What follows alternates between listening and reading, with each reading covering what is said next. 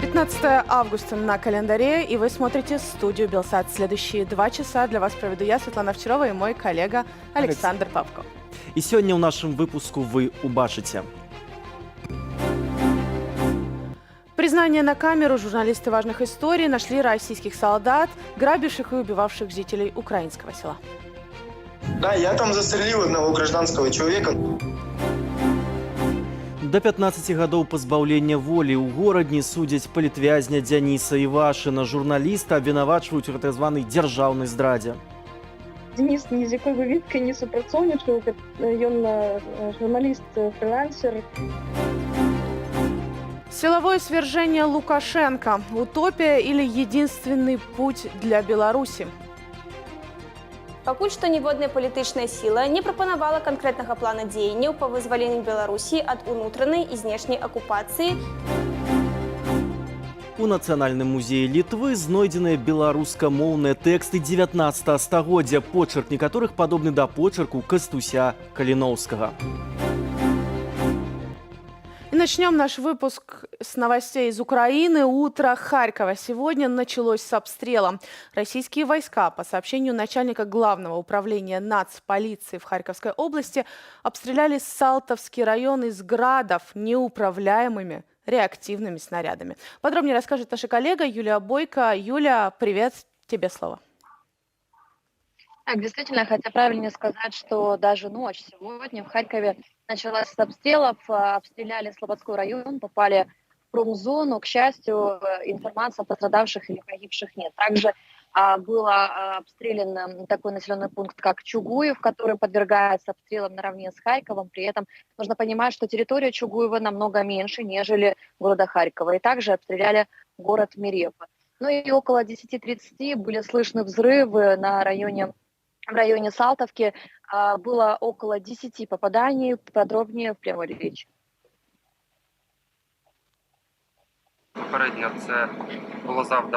Предварительно удар был нанесен из РСЗО «Град». Около 10 попаданий. Во двор придомовой территории, по территории гаражного кооператива, во двор храма, а также по детской площадке.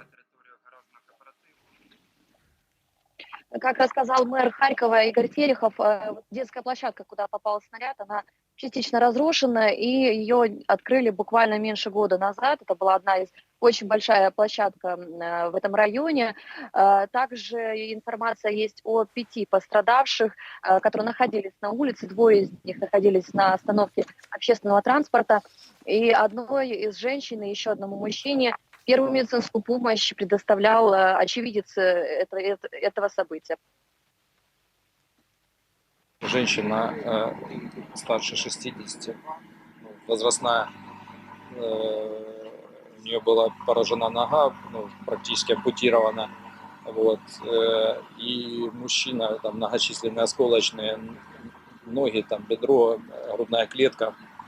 Вот, то есть и мужчина тоже оказал помощь. Женщина была без сознания, вот, пульс прощупывался, после наложения турникета пришла в себя, но была в неадекватном состоянии, потому что характер ранения тяжелый очень.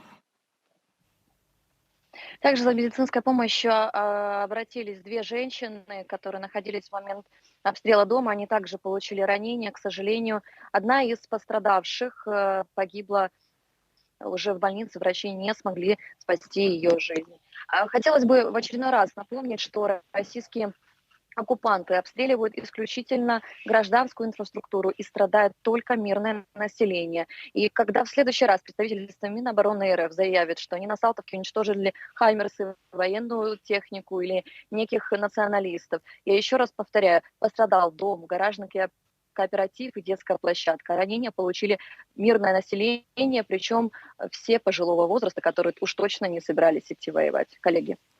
Дзякуй вялікі, Юлія. Сапраўды цяжка чуць пра пастаянныя абстрэлы і гібель мірных жыхароў, а мы працягваем нашу тэматыку. Наступны сюжэт таксама з Украіны. 79-летний пенсионер Михаил, помощник по эвакуации Эдуард и работник рынка Сергей, жители Бахмута. Никто из мужчин не собирается покидать город, несмотря на то, что там нет газа, проблемы с доставкой воды и постоянные обстрелы. Что думают местные жители о своей жизни фактически на линии фронта?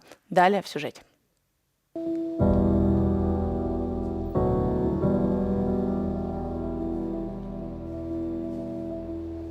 Придешь, вот, посмотришь, посидишь, подышишь. Вот. О жизни подумаешь, вот как свободно, спокойно. Волка боятся, в лес не ходить. А чем мне бояться? 79 лет, ребята. Ну.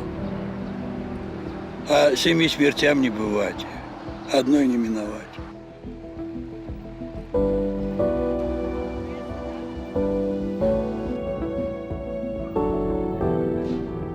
На протяжении 3 последних ночей были очень жесточайшие обстрелы, поэтому люди надумали эвакуироваться наконец-то. Практически каждый из оставшихся людей в Бахмуте надеется, что их это не коснется война и их пронесет. Стреляют день и ночь, не дают ни жить, ни спать. Очень сложно. Почему решил остаться? Ну, во-первых, не будем так говорить, что от войны не убежишь. Убежишь дальше, она придет за тобой. Все равно это раз. Второе, надо, чтобы куда-то уезжать, надо иметь финансы, ресурсы, где-то и куда-то определиться. Их, как в данный момент, у большинства, кто остался, их нету.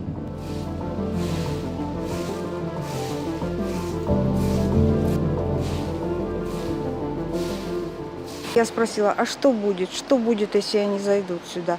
А ребята, солдаты, я каждый раз задаю этот вопрос, ребята сказали, мы сюда не пропустим, мы ляжем, мы их не пропустим. Я вообще-то, если честно сказать, жду той победы, жду атаки, которая в августе месяце должна была начаться, атака. Мы переживем, пусть только атака побыстрее будет, чтобы они выгнали их.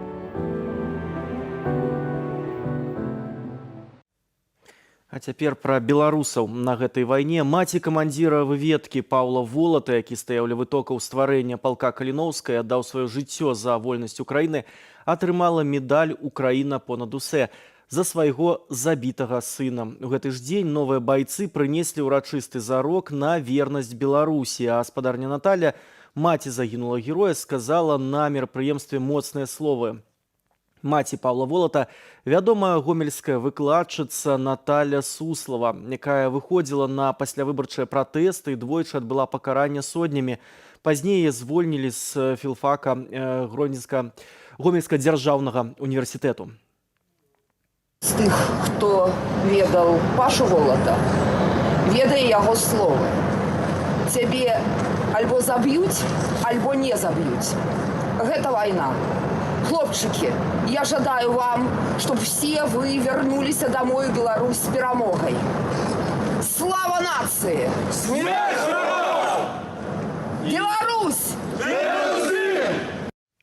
Вот российские военные признались в грабежах, мародерстве и убийстве мирных украинцев во время оккупации украинских населенных пунктов. Объединение независимых журналистов «Важная история» опубликовало расследование под названием «Правда о войне от первого лица». Сначала его авторы побывали в селе Андреевка на Киевщине. Оно было занято российскими войсками с конца февраля до начала апреля. Отступив, оккупанты оставили сотни разрушенных и разграбленных домов. Более 10 мирных жителей были убиты.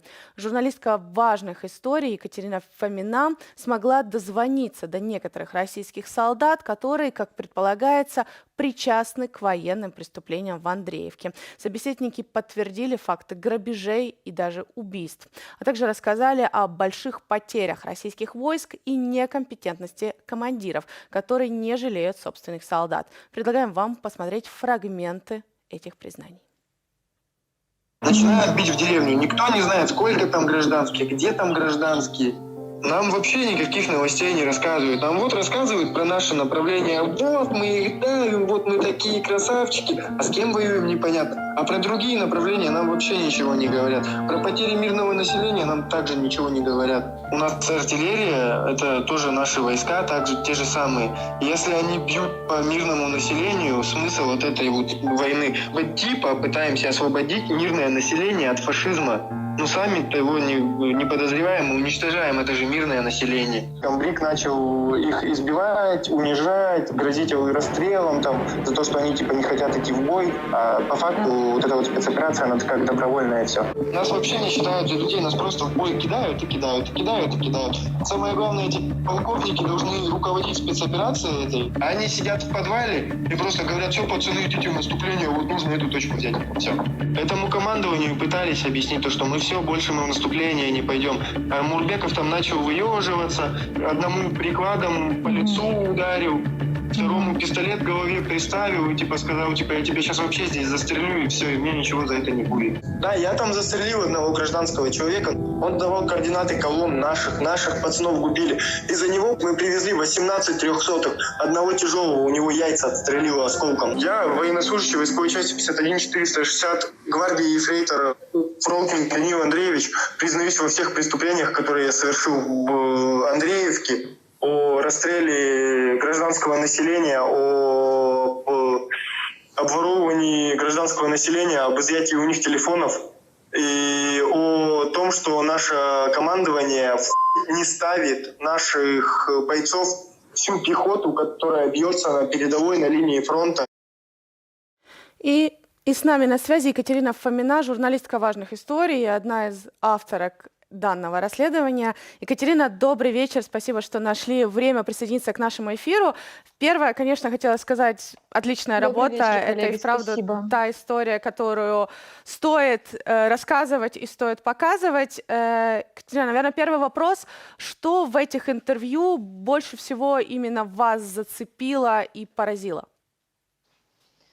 Коллеги, спасибо большое за приглашение. Наверное, отвечая на ваш вопрос, хочется сказать, что, в принципе, сам факт того, что российские военные со мной согласились поговорить, для меня был достаточно шокирующим и удивительным, потому что после 2014 года, когда очень многие коллеги, журналисты, расследователи доказывали, что российская армия присутствует на территории Донбасса, присутствовала на территории аннексированного Крыма, я была уверена, что командование запретит пользоваться социальными сетями и личными мобильными телефонами всем военным, которые отправляются на такие серьезные военные мероприятия. Как оказалось, до меня никто с этими военными не связывался, потому что хочется уточнить, что о факте существования Даниила Фролкина и о том, что он наследил, оставив фотографии свои и своих сослуживцев из 64-й бригады, в принципе, украинская прокуратура уже знала. То есть мы шли с ними по одному и тому же пути.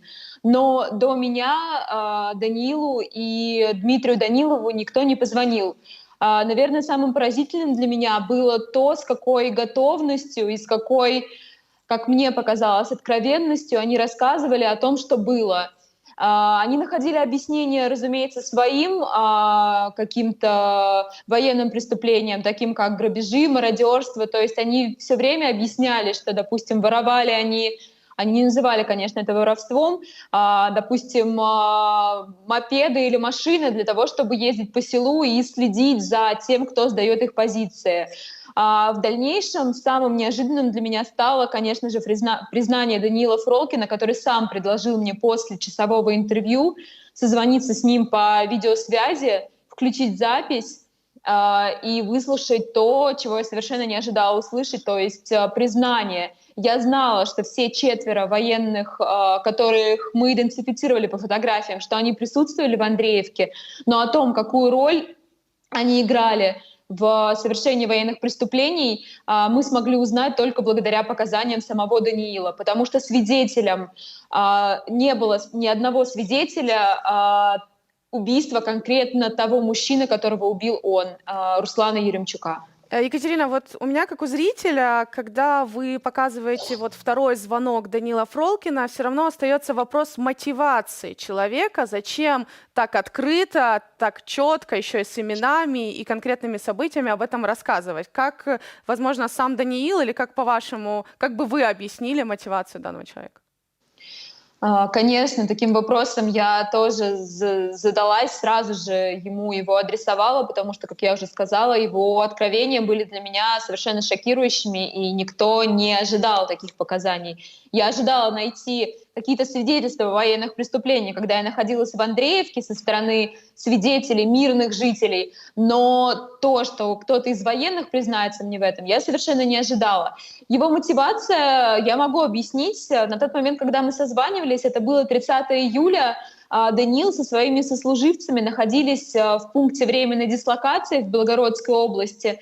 На тот момент это был уже, получается, 8-й месяц, который он находился не дома, то есть на так называемые учения он выехал 11 января, в Украину он и его бригада зашли 24 февраля, и за все это время его и его сослуживцев ни разу не отпустили домой. Они были вымотаны, травмированы как психологически, так и физически, перенесли не единожды контузии. На втором направлении, куда Даниила перекинули после оккупации Киевской области, то есть на Донецком направлении, из-за того, что не осталось медиков, его заставили или он сам согласился быть водителем, медиком, и он собственными руками вывозил с поля боя мертвые тела или то, что от них осталось, своих сослуживцев и друзей. Я думаю, что это сыграло огромную роль в том, что он решил, в принципе, кому-то об этом рассказать, но на тот момент его мотивация была такая: он смог уйти и написать заявление об увольнении, а очень многие его сослуживцы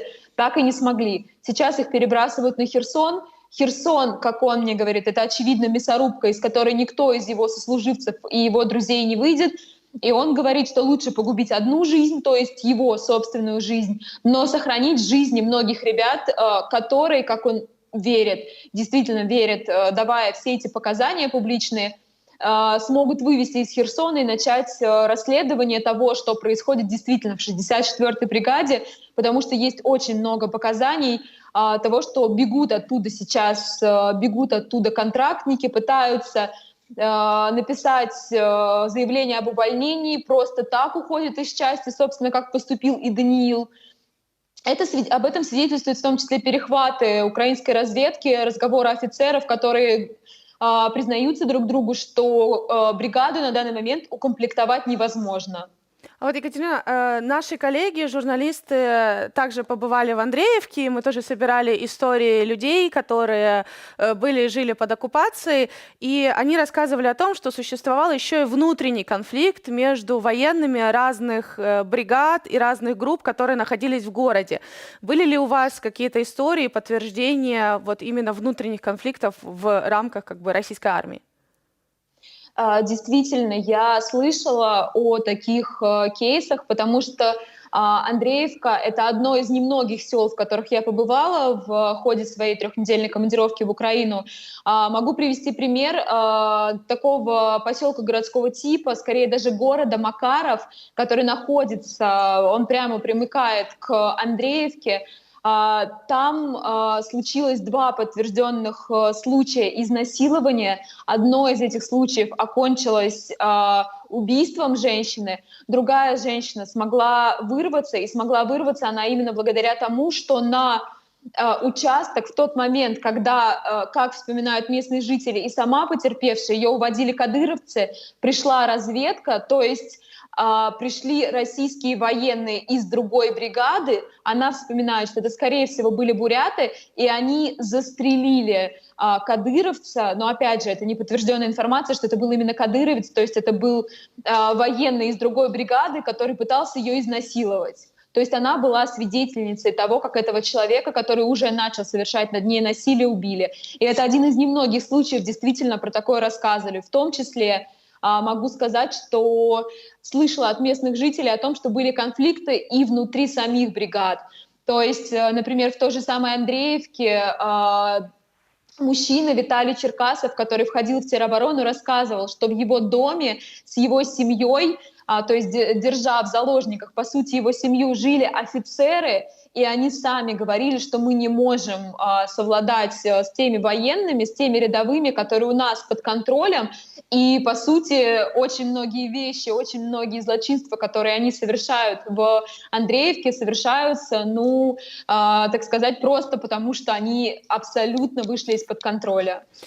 И вот еще один аспект, которым хотелось бы обсудить, это вот не понятие, а явление отказников и массовости данного явления. Насколько вообще это распространено сейчас в российской армии, согласно тем данным, которые вам удалось получить, и что чаще всего следует после того, как солдат все-таки решается на этот шаг?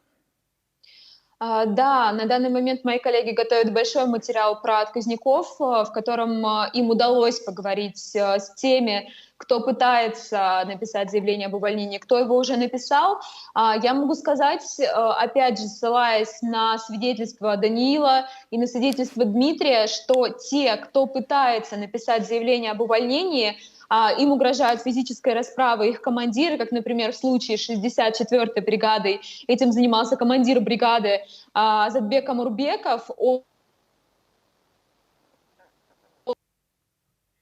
Как рассказывал Даниил Фролкин тем, кто хотел написать заявление об увольнении. Также Даниил рассказывал, что был случай, когда 100 человек из его бригады, у которых закончился контракт, эта история не вошла в текст и видео, просто эту сотню посадили в тентованный КАМАЗ и сказали, что сейчас их выведут на территорию Российской Федерации, откуда они смогут отправиться домой, потому что контракты у них закончились.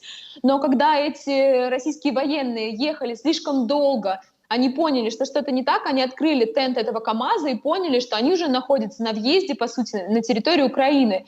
Ситуация разрешилась в их пользу, потому что они взяли массовостью, они просто покинули этот КАМАЗ и пешком дошли до ближайшего населенного пункта, откуда они смогли уже добраться до аэропорта и вылететь домой. Мне кажется, что мы не можем действительно сейчас судить о масштабах, сколько именно, это десятки тысяч или это еще больше российских военных контрактников, которые не хотят продолжать службу, потому что мы знаем о тюрьмах, о подвалах, в которых содержатся российские отказники, например, в так называемой ЛНР. Уже опубликованы коллегами свидетельства пыток о том, как они там содержались, как они туда попали.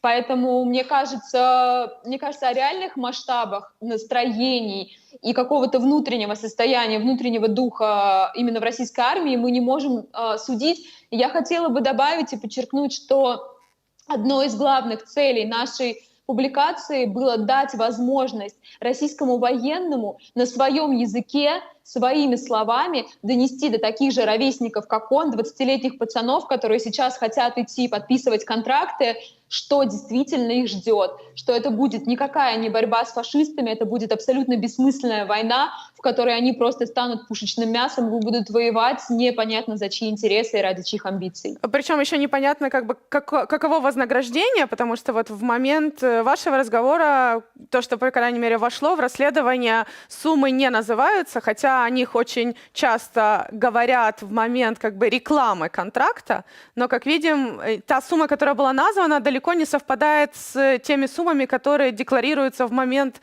агитации и рекламы контрактной службы.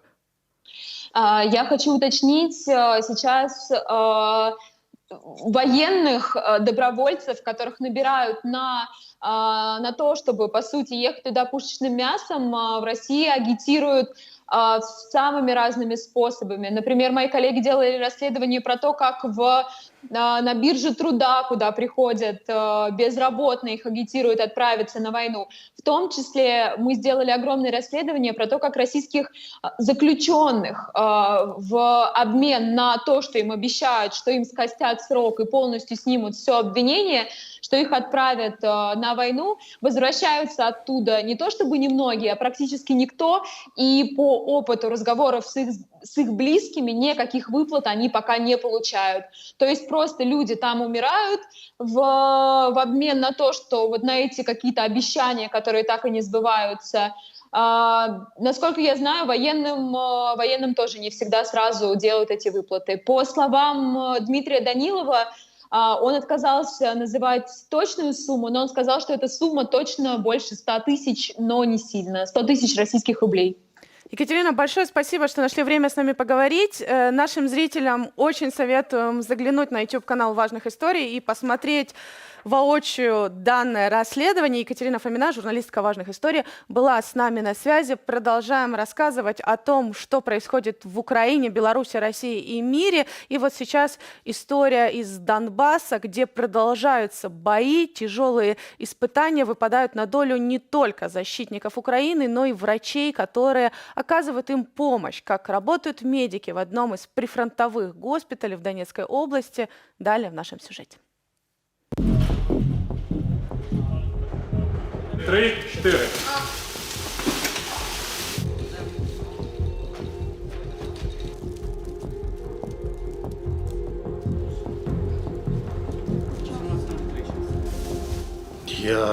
Я просто делаю свою работу.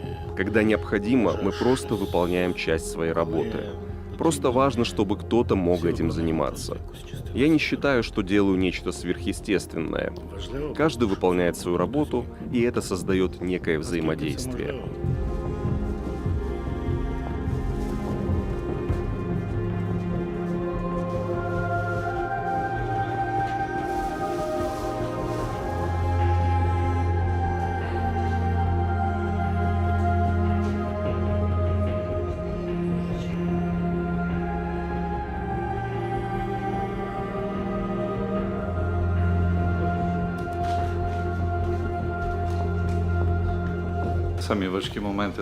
Самые сложные моменты психологические.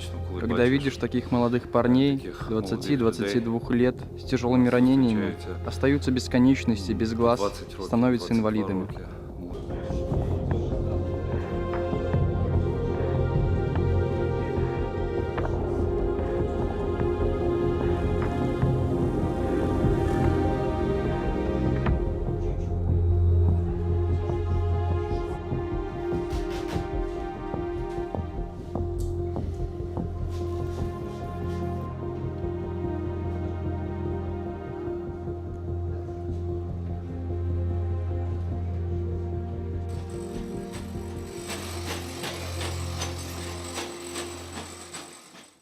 И к новостям из России. Сегодня в Подмосковье стартовал форум «Армия-2022». Его открыл Владимир Путин. В своем выступлении он в том числе упомянул войну в Украине, как обычно, похвалил российскую армию и флот и так называемые союзные силы. Я процитирую. В ходе специальной военной операции наши воины вместе с бойцами Донбасса с честью выполняют свой долг, сражаются за Россию, за мирную жизнь в Донецкой и Луганской народных республиках, четко выполняют все поставленные задачи. Шаг за шагом освобождают землю Донбасса. Конец цитаты.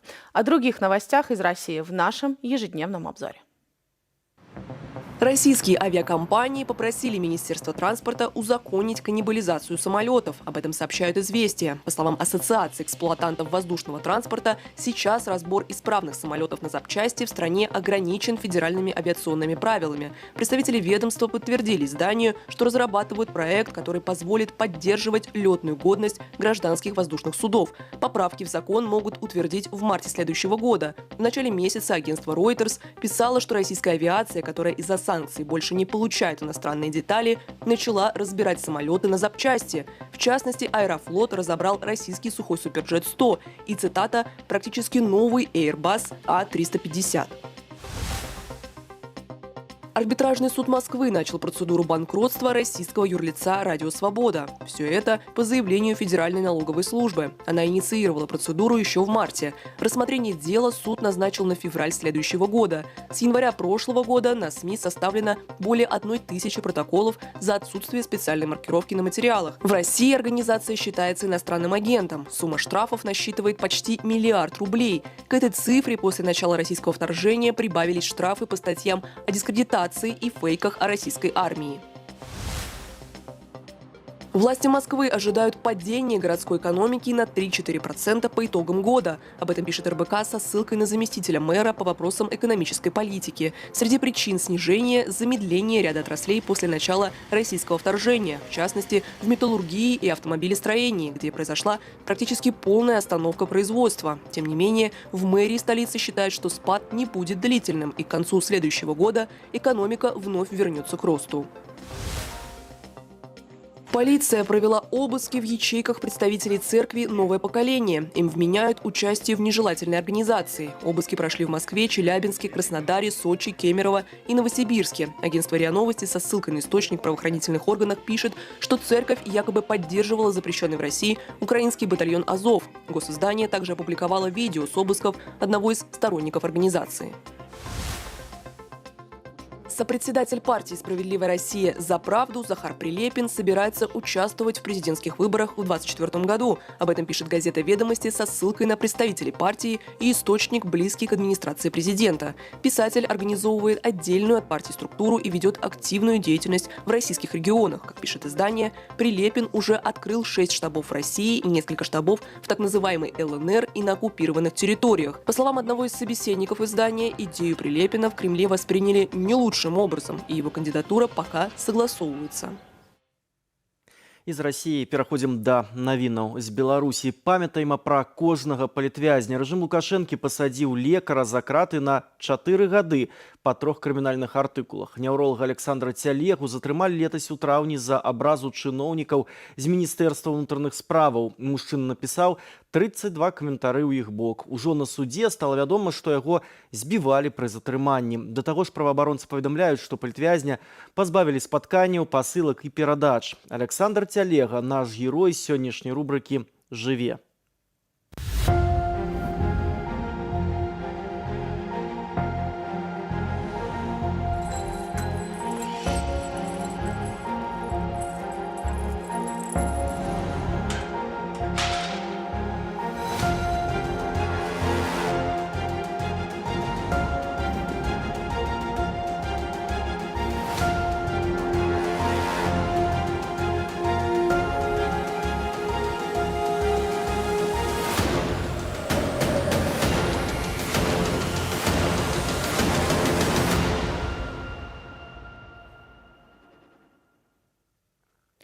И сегодня начался суд над Денисом Ивашиным. Начался он в Гродненском областном суде. Проходит он в закрытом режиме, якобы из-за гостайны. И сейчас с нами на связи Ольга Ивашина, жена Дениса. И хотели бы узнать, Ольга, подробности, что, по крайней мере, вам известно о том, как проходит сейчас судебное заседание. Добрый вечер. На дадзены момент адбылося толькі одно паседжанне, самае першае. Денис заявіў хадайніцтва пра перапынак, бо ён адчувае сябе не вельмі добра, на жаль, ён захварэў, хутчэй за ўсё бронхіт. І, як не дзіўна, і прокурор, і так званы суддзя падтрымалі гэтае хадайніцтва і аб'яўлены перапынак да серады. Вольга, скажите, калі ласка, што вядома пра акалічнасці справы Дзяніса? Спачатку яго абвінавачвалі ў тым, што нібыта раскрыў нейкія дадзеныя следства, а пазней яму яшчэ, ужо калі ён знаходзіўся за кратамі, інкрымінавалі нейкую дзяржаўную здраду. У чым гэтая здрада заключаецца, ці хоць нешта сілавікі кажуць? Конечно, нічога не кажуць, і больш за тое, мы спадзяваліся, што колькі ў іх ужо все доказы, як яны нам сцвярджалі, сабраныя, все ў іх распісаны, все готовае, тым не менш яны вырашылі в закрытым працэсе праводзіць гэты так званы суд. Насколькі вядома з тых ролікаў прапагандысцкіх, которые выставлялі на тэлебачанні так званым дзяржаўным, Дениса абвінавачваюць у супрацы з украінскай выведкай, з нейкімі там сілавымі структурамі. Конечно ж, нічого гэтага не было, ну, сочиняют такие. Причем вот в сообщениях госканалов его уже называют виновным. И довольно странная формулировка еще до момента оглашения приговора. Ваши ожидания, вы говорили о том, что Денис, в принципе, готовится к тем заявленным 15 годам, и что якобы ему намекали о том, что именно такой приговор его ждет. Есть ли пусть хоть маленькие надежды, что этот приговор будет другим? Пасколькі мы ўпэўнены ў тым, што і гэты цырк, і адмыслова, конечно ж, і вырак ужо напісаныя даўно, то бок мы сапраўды не чакаем нічога звышнатуральнага. Хутчэй за ўсё будзе аб'яўлена 15 год, які на там малявалі. Можа быць, нават больш, бо яны могуць яшчэ далучыць і 3 гады па іншым артыкуле, который яны не знялі, з 365. Ему інкрымінуюць 2 артыкулы крымінальнага кодексу, і могуць яшчэ нават больш прызначыць. Ну, спадзяемся, да гэтага не дойдзе, але неважныя тэрміны, таму што гэтыя все палітычныя тэрміны, яны або скончацца ў адзін цудоўны момант, калі рэжым пачне гандаль за скасаванне санкцыяў, як гэта было раней, там, у 6-м, у 11-м годзе. Может быть, гэтым скончыцца, а может быть, рэжым сам знікне прычына. Вольга, скажите, ласка, ці даходзяць да вас хоць нейкія звесткі з-за кратаў? Вось раней была сітуацыя, што больш за паўгады, калі я не памыляюся, ад Дзяніса не прыходзіла ніводнага ліста. Як цяпер ягонае здароўе выглядае? Што ён піша? Як часта да вас даходзяць лісты? Ну, вось да мяне апошні ліст быў дасланы 20-го, на дзень нашага вяселля. Вось ён дайшоў, больш не было. Ну, мы маем нейкія звесткі пра яго, ну, прынамсі пра стан здароўя. Вось я кажу, што ён прыхварэў, хутчэй за ўсё бронхіт. Ну, там інфекцыі ходзяць, канешне ж, ніхто там не сочыць за здароўем вязняў, каму гэта трэба.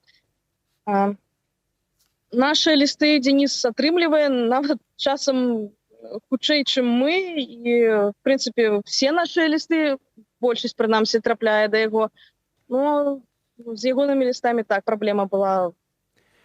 Мы дагэтуль не маем дакладных звестак, чаму з паўгады сапраўды не было ніякіх лістоў. Можам толькі так меркаваць, што гэта была нейкая забарона падчас так званага следства. Вольга, і як да вас, да вашай сям'і ставяцца вашыя блізкія, вашыя сябры, ці не засталіся вы сам-насам? Конечно ж, не. Мы адчуваем і падтрымку, і салідарнасць выказваюць не толькі нашыя сваякі, сябры, родныя, але просто звычайныя людзі, нават не толькі беларусы. Вось сёння в будынак гэтага абласнога суда спрабавалі патрапіць прадстаўнікі іншых краінаў, там, Аўстрыі, Вялікай Брытаніі, Чэхіі, але, ну, конечно ж, іх не пусцілі. Ну, дзякуй вялікі ўсім за гэтую падтрымку. И Денис бачыць, ведае, что его поддерживают все. Ольга, вам тоже большое спасибо, что рассказываете. Мы также будем продолжать об этом рассказывать, о деле Дениса Ивашина, журналиста-расследователя, которого обвиняют якобы в госизмене, но вот у правозащитников нет сомнения, что данное обвинение связано с его профессиональной деятельностью, с теми расследованиями, которые он делал. А рух солідарнасці разам апублікаваў заяву аб падтрыманні нацыянальна-вызвольных рухаў і зняволеных народаў у Расіі. У заяве беларуская арганізацыя асуджаецца расійскі імперыялізм і гучыць заклік падтрымаць барацьбу народаў, якія змагаюцца за сваю вольнасць. Пра заяву і стан сучаснай расійскай апазіцыі ў эфіры нашага каналу распавяла Алена Толстая. Гэта сустаршыня руху солідарнасці разам, і вашай увазе кавалак гэтай размовы. Пагроза, якая зараз паўстае не толькі перад Украінай, а і перад Беларусю, перад нашай дзяржаўнасцю, гэта менавіта расійскі імперыялізм, які вынішаў і вынішае народы, не толькі, которые ўваходзяць у склад Расійскай Федэрацыі, а мы мусім казаць, што калі б гэта была насамрэч тая самая федэрацыя, якую мы можам назіраць, напрыклад, той жа Нямецчыне ці ў Злучаных Штатах, дзе ёсць усё ж такі шырокія правы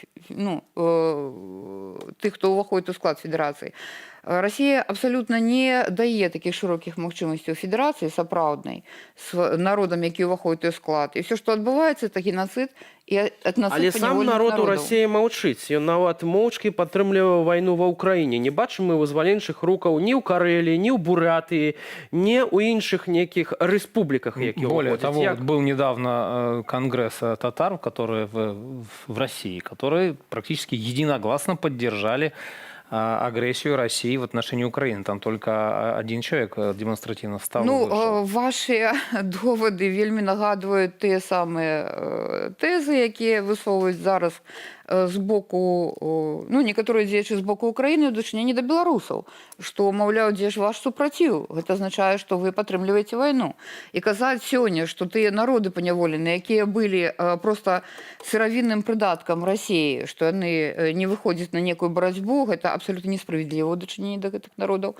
І гэта нагадвае, дарэчы, тэзісы і расійскай апазіцыі наконт таго, што сучасная расійская апазіцыя Крамлю, якая стаіць на тых жа падмурках імперскасці Расіі, і которая кажа, што паняволеныя народы расіяны і не хочуць выходзіць з складу імперыі, у нас моцныя эканамічныя, культурніцкія, палітычныя сувязі, і гэтыя народы стаяць і глядзяць у вочы Москве.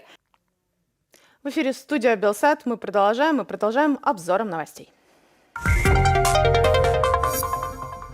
Подконтрольные России власти Запорожской области предложили объявить режим тишины вокруг Запорожской атомной электростанции. Об этом заявил так называемый член Главного совета администрации региона. Территория самой крупной атомной электростанции в Европе с марта находится под контролем российских войск. Неоднократно она попадала под обстрелы. Накануне 42 страны мира призвали Россию немедленно вернуть контроль над атомной электростанцией Украине.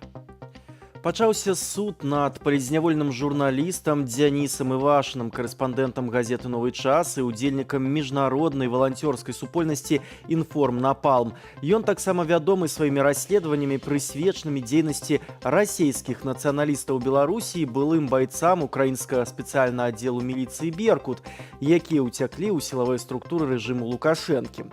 Дзяніса Івашына затрымалі 12 сакавіка 2021 года. Яго абвінавачваюць на падставе 2 артыкулаў крымінальнага кодексу, паводле якіх яму пагражае ад 7 до 15 гадоў няволі. Мэр Киева Виталий Кличко призвал жителей столицы запастись теплыми вещами и одеялами, потому что, цитата, «топить в Киеве зимой будут хуже». Власти города готовятся ко всем возможным сценариям. Перебои могут быть не только с отоплением, но и с электричеством. По словам Кличко, температура в домах будет ниже нормы, примерно 18-19 градусов Цельсия. Наступствы удару па штабе прыватнай вайсковай кампаніі Вагнера ў акупаванай Папаснай ва ўкраіне ўражваюць. З'явілася відэа, дзе відаць, што большая частка будынку, дзе мясціліся найміты, ператварылася ў груду будаўнічае смецця. Сёння там працягваецца разбор завалаў і пошук целаў. Дакладней колькасці загінулых і параненых не паведамляюць. Расейцы прызнаюць, што ракета «Хаймарс» трапіла наўпрост у самаробнае бомбасховішча пад закінутым шматпавярховікам, дзе хаваліся вагнераўцы. Іхную лакацыю ненаўмысна выдаў расійскі прапагандыст на фото ў сваім тэлеграме. Журналисты интернет-издания «Важная история» узнали имена российских солдат, причастных к убийствам местных жителей в селе Андреевка Киевской области, которая с начала полномасштабного вторжения и до начала апреля находилась под оккупацией. Корреспонденты издания выяснили имена 4 солдат, находившихся в Андреевке, изучив 25 фотографий, сделанных российскими военными на украденный телефон местного жителя, который при отступлении военные оставили в селе. Это 4 служащих 64-й мотострелковой бригады: Даниил Фролкин, Дмитрий Данилов, Руслан Глотов и Иван Шепеленко. Здымаюць сядзенні, колы разбіраюць на запчасткі. Усё гэта робяць цяпер з роварамі на беларуска-польскай мяжы.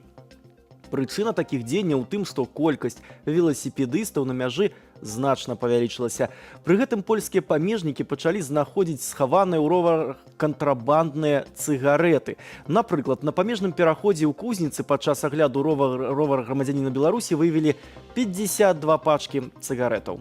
А если вы смотрите нас в YouTube, то обязательно подписывайтесь на наш канал «Вот так» и наши страницы в других социальных сетях.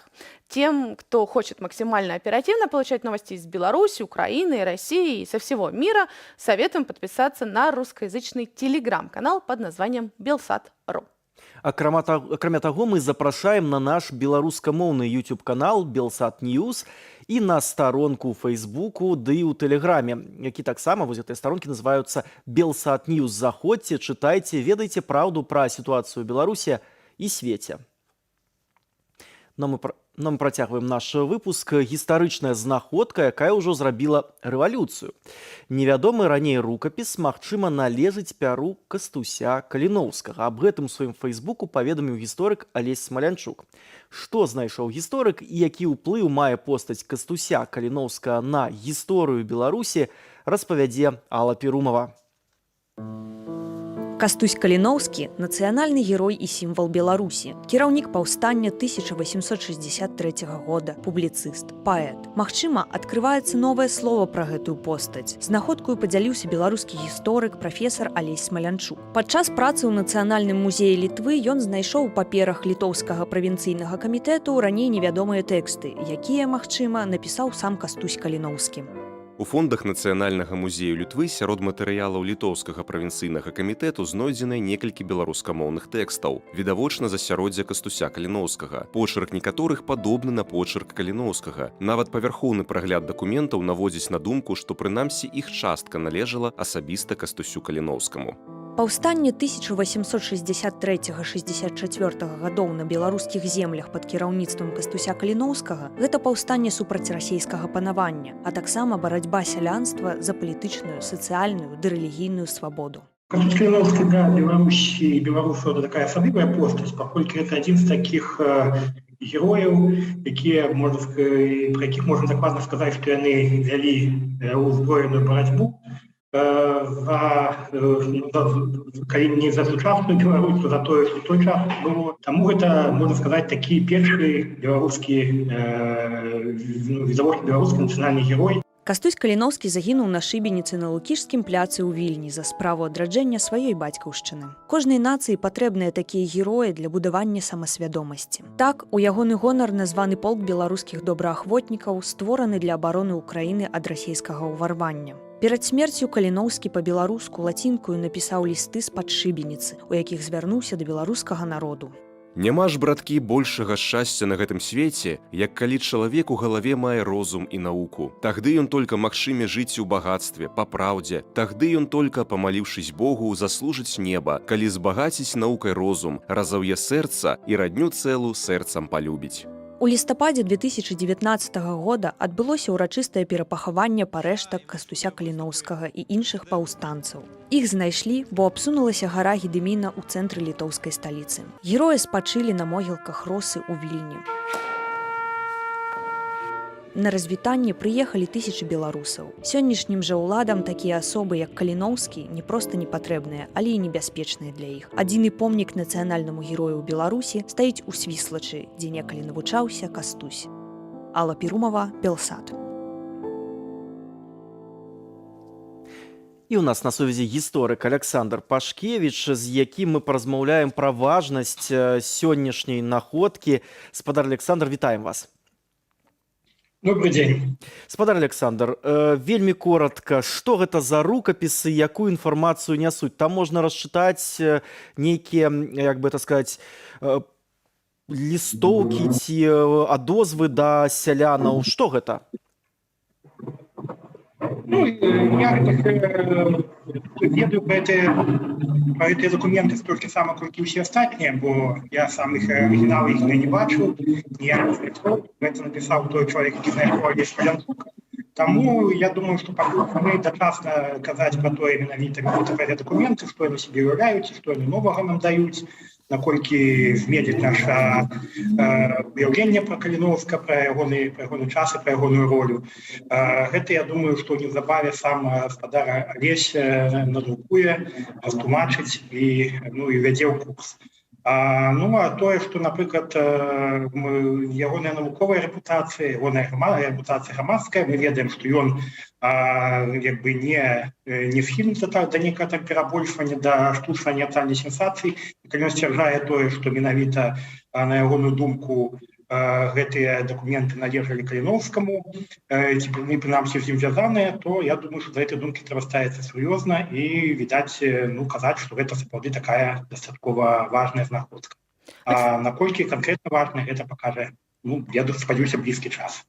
Александр, в этом документе та вещь, например, тот момент, на который я обратила внимание, это то, что используется фраза «народ Литвы и Беларуси». И вот хотелось бы понимать, в контексте белорусов уже тогда называли белорусами, можем ли мы говорить, что данная формулировка соответствует общепринятой в данный исторический момент, к которому привязан этот документ?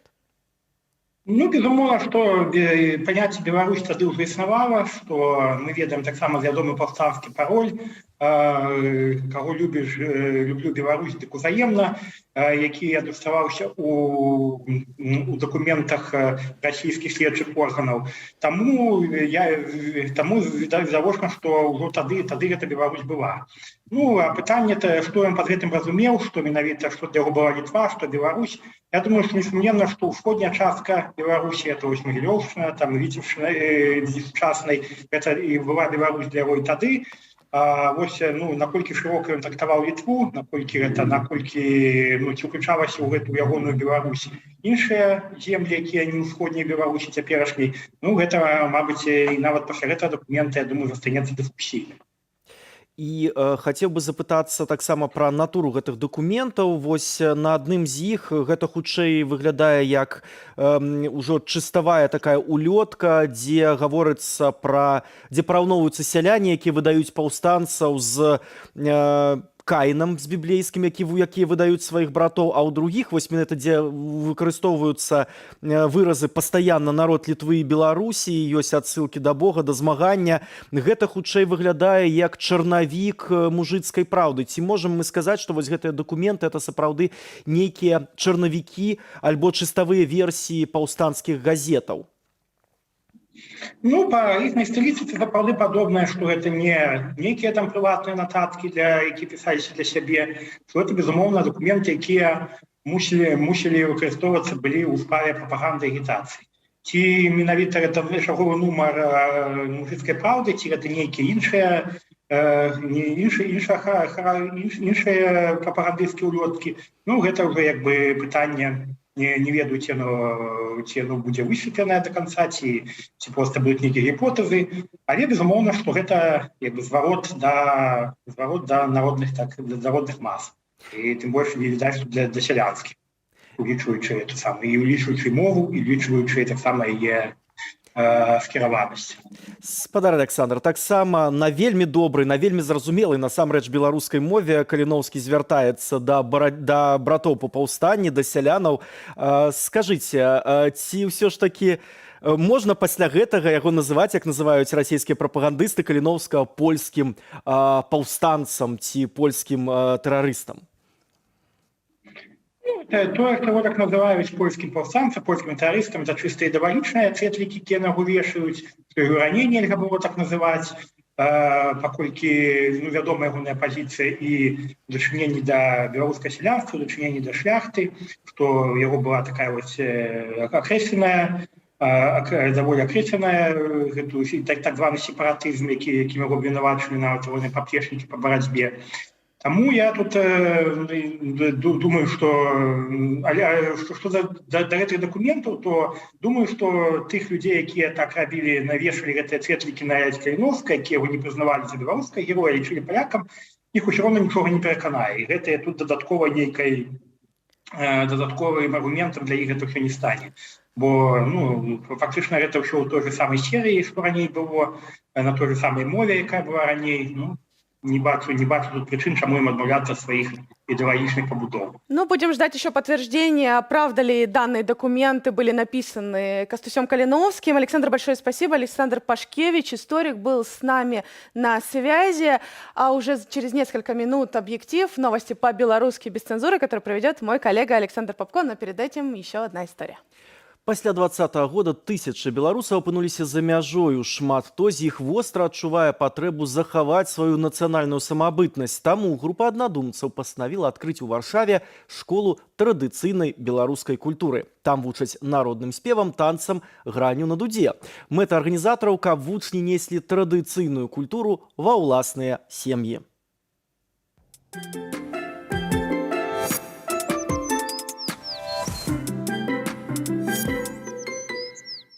Купалка по вулице шла, купалка по вулице, просит лише на игры.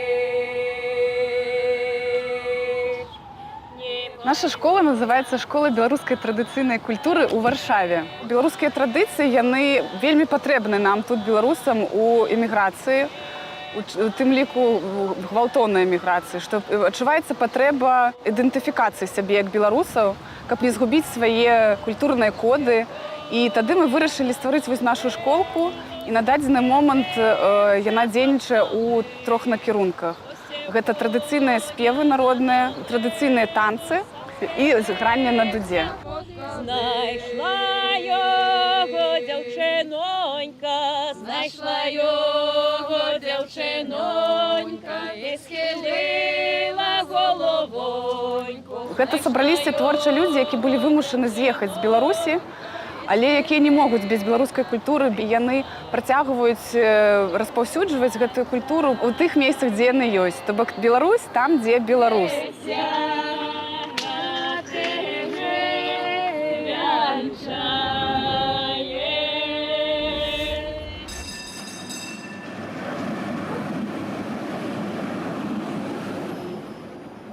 На дадзены момант наша школа беларускай традыцыйнай культуры жыве ў беларускім моладзевым хабе. Прыходзім сюды лічы кожны дзень на тыдню і праводзім розныя свае мерапрыемствы. Напрыклад, тут, у гэтай вялікай зале, мы праводзім штосуботу традыцыйныя беларускія танцы.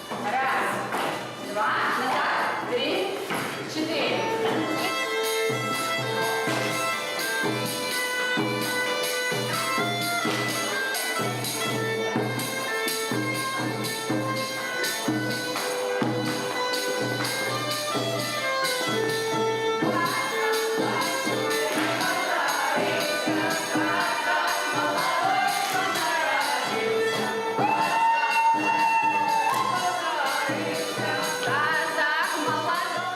Асноўным свае заняткамі, невялікімі групамі праводзім уже тут, на другім паверсе моладзевага хаба. Вось, напрыклад, як і сёння мы праводзім у гэтым пакоі заняткі, майстар-клас па беларускай ляльцы, а ў іншым пакоі у нас, калі чуеце невялікія гукі, гэта ідзе рэпетыцыя народных спеваў.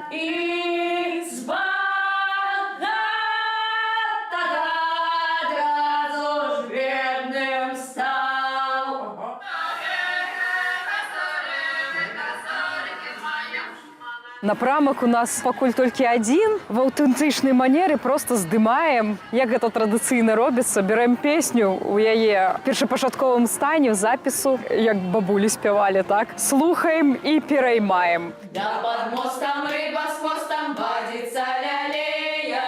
Бэй-бэй, косары, вы косарики мои. Людзям проста падабаецца спяваць, як для задавальнення свайго. Мне вот зараз прыходзяць дарослыя людзі, якія першы раз там в жыцці спяваюць і пытаюць мяне, а мне варта гэта рабіць? Ну я кажу, ну а ты хочаш гэтым займацца, табе падабаецца, калі так, тады рабі. Не поеду я темно. Як домашка? Що вучив? Як звичайно. Цяцерку. Я просто буду тримати ровну тоніку, а ти поспробуєш просто розно надо поперебирати. Сам як захочеш. От як і триматися, так і буде. Угу. Давай спробуй.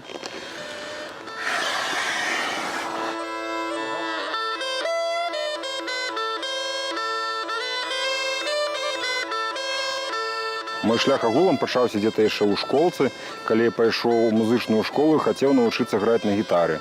Але мне сказалі, што у цябе крывыя пальцы, і ты не здолееш іграць на гітаре. Я все-таки упёрты. Я навучыўся граць і на гітары, і на дудзе, і на ліры, і на гуслях, і на фартэпіяна. І у мяне ёсць мара у Варшаве адкрыць школку па навучанню ігры на гэтых інструментах. Прыкладна каля 5 чалавек, можа быць 6.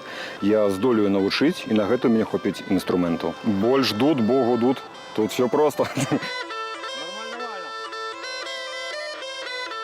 Гэта менавіта медытацыя. Калі ты адчуваеш рытм, адчуваеш гук гэтага інструмента, то ўсё ўнутры адбіваецца ў цябе. Ты забываешся, і гэта космас. Я хацеў бы насамрэч, чтобы кожны беларус адчуў, што дуда – гэта тое, што можа аб'ядноўваць.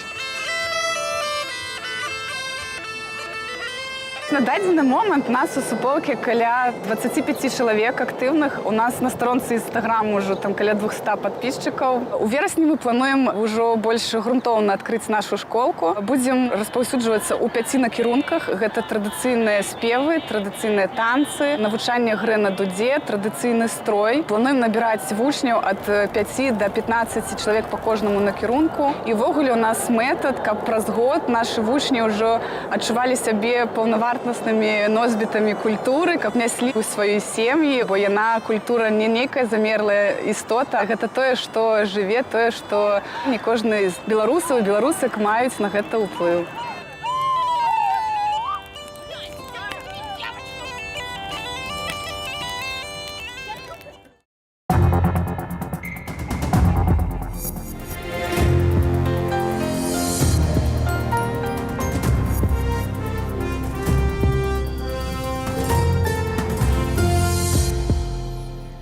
Беларускай праваабаронцы актывістцы Анісіі Казлюк дазволілі на законных паставах заставацца ва ўкраіне да 29 снежня. За гэты час яна павінная падаць дакументы на від на жыхарства. Анісію Казлюк пагражалі дэпартаваць за перавышэнне тэрміну знаходжання ва ўкраіне. Падаць дакументы яна не магла, бо міграцыйная служба ў часе вайны прыпыніла працу. Тым часам Мінінфармацыі Беларусі заблакавала доступ да сайту газеты «Народная воля». А беларускія вайскоўцы пачалі яшчэ адны вучэнні. З 15 до 25 жніўня вайсковая частка 81223, гэта падраздзяленне радыёвыведкі з Мазыра, здзейсніць палявы выхад да размешчанай непадалёк вёскі Слабада. На вучэннях збіраюцца выкарыстоўваць хластыя патроны, петарды і дымавыя шашкі. Мясцовых жыхароў просяць не набліжацца да вайскоўцаў. Вітаем вас! У студыі Александр Папко, вы глядзіце «Аб'ектыў», а мы пачынаем наш выпуск.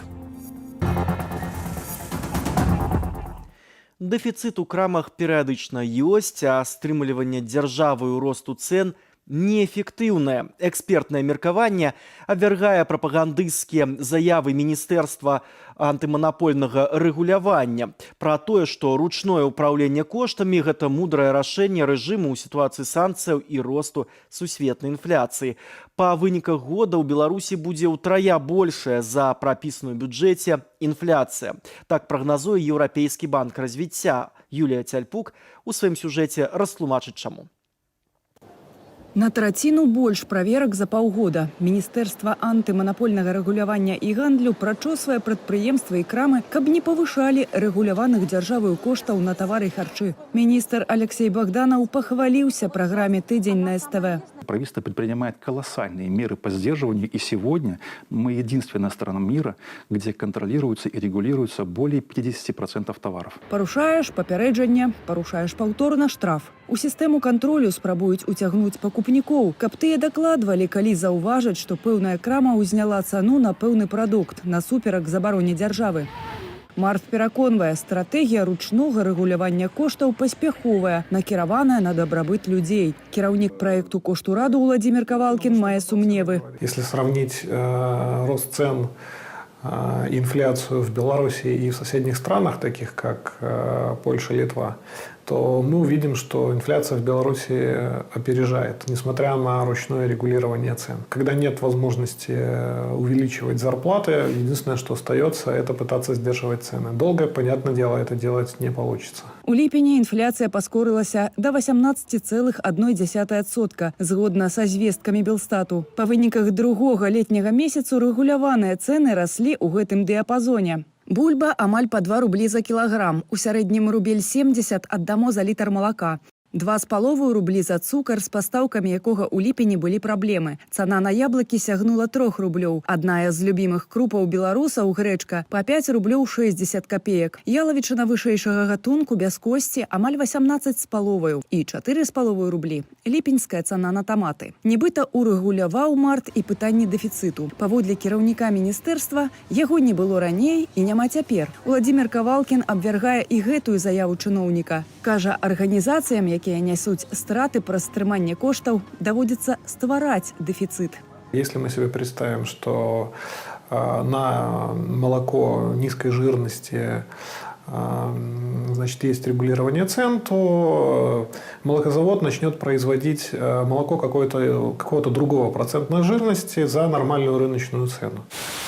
У падобную праблему напярэдадні ўмяшаўся Александр Лукашенко. Неспадзявана завітаў з правяраннем на молочный завод нумар 1.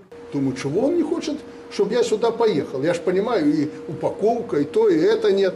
Я вам сейчас покажу того, что не существует, готов был показать.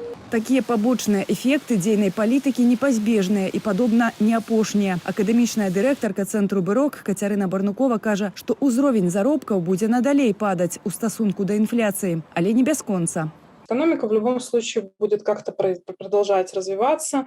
Она в какой-то момент перестанет падать, да, потому что она приспособится, перейдет в вот это новое, более худшее, да, но тем не менее новое положение, возможно, даже оттолкнется от дна, начнет понемногу расти. За першае паўгоддзе сёлета эканоміка Беларусі показала найгоршы вынік сярод краінаў ЕАЭС. ВУП Беларусі абваліўся на 4,2%. Паводле прагнозаў Еўразійскага банку развіцця, росту прыкладна ў 1,5% можам чакаць толькі ў канцы наступнага году ці праз 2 гады.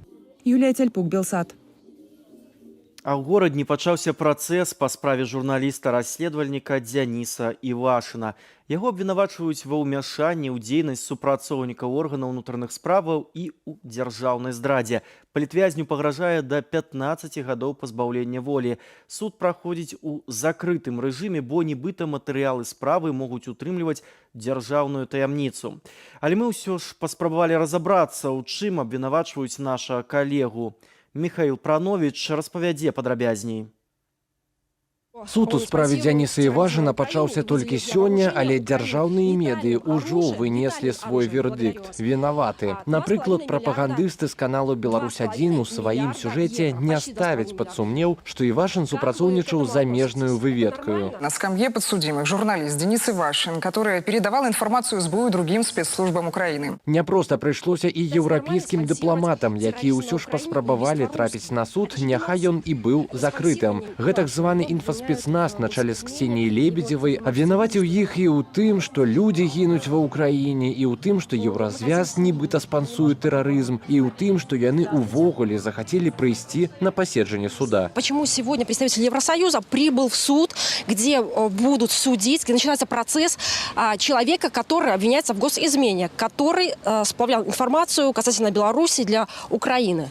За кратамі Дзяніс застаецца ўжо год і 5 месяцаў. Яго абвінавачваюць ва ўмяшанні ў дзейнасць супрацоўнікаў органаў унутраных справаў і ў дзяржаўнай здрадзе. За здраду Івашыну пагражае да 15 гадоў пазбаўлення волі. Зрэшты, калегі і блізкія Дзяніса ўпэўненыя, ні з якой выведкай ён не супрацоўнічаў. На іхную думку, судзяць Івашына між іншага за ягонае расследаванне аб былых беркутаўцах у шэрагах беларускага амапу. Конечно, Денис ни з якой выведкай не супрацоўнічаў, ён журналіст, фрилансер, ён, ну так, можа быць, супрацоўнічаў, так бы мовіць, з міжнароднай выведвальнай супольнасцю Інформнапал, ну там таксама, так як і ён, такі ж валантэры добраахвотныя, якія збіраюць інфармацыю пра агрэсію Росіі, пра яе злачынствы па ўсім свеце. Зараз можна любого з нас обвинуватити в яким-кольвік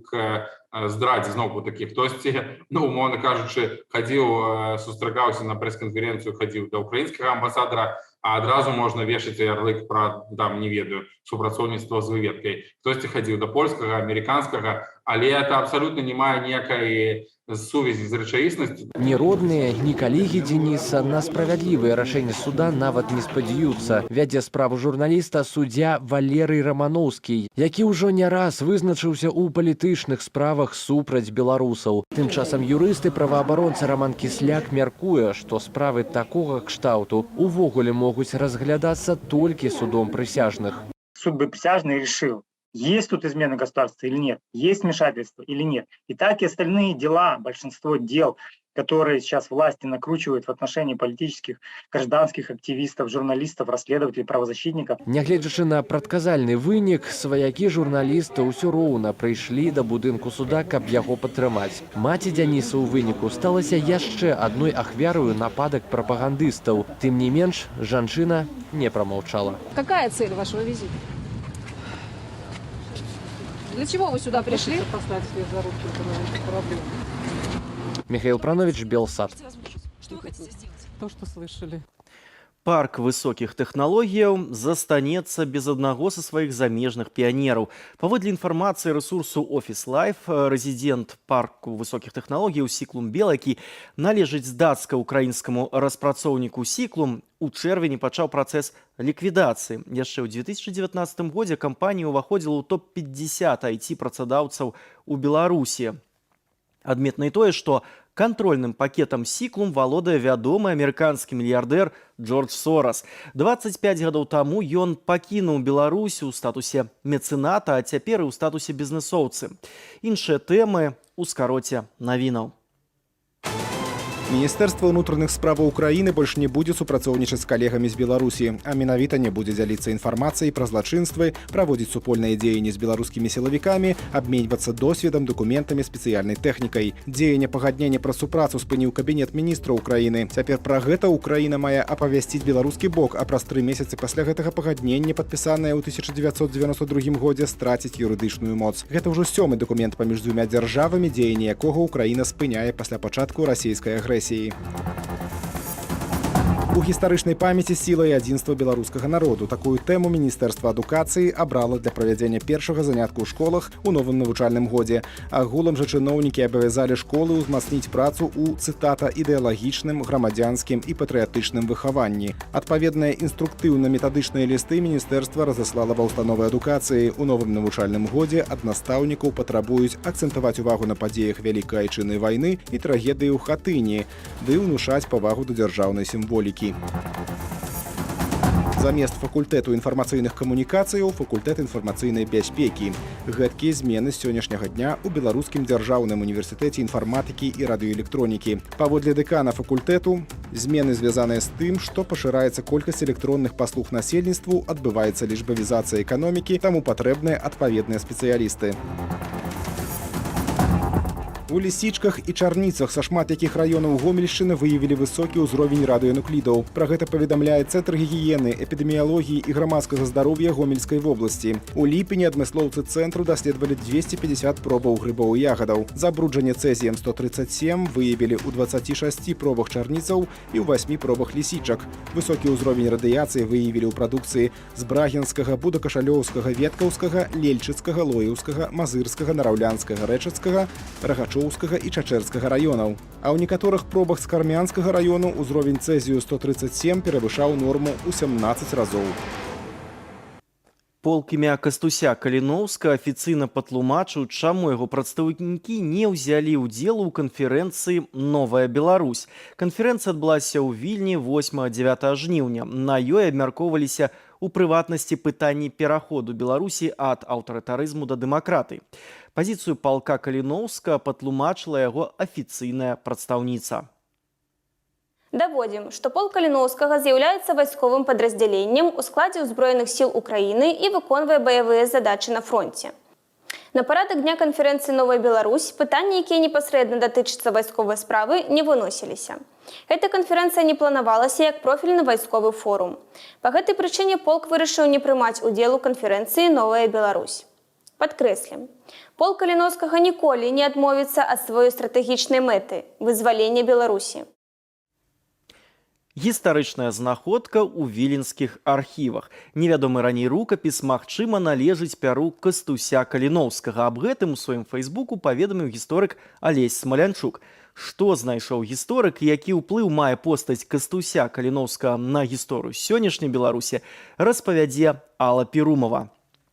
А ў сённяшнім аб'ектыве гэта ўсё.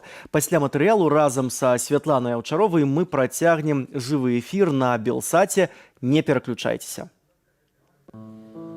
Кастусь Каліноўскі – нацыянальны герой і сімвал Беларусі. Кіраўнік паўстання 1863 года, публіцыст, паэт. Магчыма, адкрываецца новае слово пра гэтую постаць. Знаходкаю падзяліўся беларускі гісторык, прафесар Алесь Смалянчук. Падчас працы ў Нацыянальным музеі Літвы ён знайшоў у паперах літоўскага правінцыйнага камітэту раней невядомыя тэксты, якія, магчыма, напісаў сам Кастусь Каліноўскі. У фондах Нацыянальнага музею Літвы сярод матэрыялаў літоўскага правінцыйнага камітэту знойдзены некалькі беларускамоўных тэкстаў, відавочна з асяроддзя Кастуся Каліноўскага. Почырк некаторых падобны на почырк Каліноўскага. Нават павярхоўны прагляд дакументаў наводзіць на думку, што прынамсі іх частка належала асабіста Кастусю Каліноўскаму. Паўстанне 1863-64 гадоў на беларускіх землях пад кіраўніцтвам Кастуся Каліноўскага – гэта паўстанне супраць расейскага панавання, а таксама барацьба сялянства за палітычную, сацыяльную ды рэлігійную свабоду. Кастусь Каліноўскі для Беларусі і беларусаў – это такая асаблівая постаць, паколькі гэта адзін з такіх герояў, про якіх можна дакладна сказаць, што яны вялі узброеную барацьбу калі не за сучасную Беларусь, то за тое, што той час было. Таму гэта, можна сказаць, такі першы беларускі, відавочна беларускі нацыянальны герой. Кастусь Каліноўскі загінуў на шыбеніцы на Лукішскім пляцы ў Вільні за справу адраджэння сваёй бацькаўшчыны. Кожнай нацыі патрэбныя такія героі для будавання самасвядомасці. Так, у ягоны гонар названы полк беларускіх добраахвотнікаў, створаны для абароны ўкраіны ад расейскага ўварвання. Перад смерцю Каліноўскі па-беларуску лацінкаю напісаў лісты з-пад шыбеніцы, у якіх звярнуўся да беларускага народу. Няма ж, браткі, большага шчасця на гэтым свеце, як калі чалавек у галаве мае розум і науку. Тагды ён толькі магчыме жыць у багатстве, па праўдзе. Тагды ён толькі, памаліўшыся Богу, заслужыць неба, калі збагаціць наукай розум, разаўе сэрца і радню цэлу сэрцам палюбіць. У лістападзе 2019 года адбылося ўрачыстае перапахаванне парэштак Кастуся Каліноўскага і іншых паўстанцаў. Іх знайшлі, бо абсунулася гара Гедыміна ў цэнтры літоўскай сталіцы. Героі спачылі на могілках росы ў Вільні. На развітанне прыехалі тысячы беларусаў. Сённяшнім жа ўладам такія асобы, як Каліноўскі, не проста не патрэбныя, але і небяспечныя для іх. Адзіны помнік нацыянальнаму герою ў Беларусі стаіць у Свіслачы, дзе некалі навучаўся Кастусь. Алла Перумова, Белсат.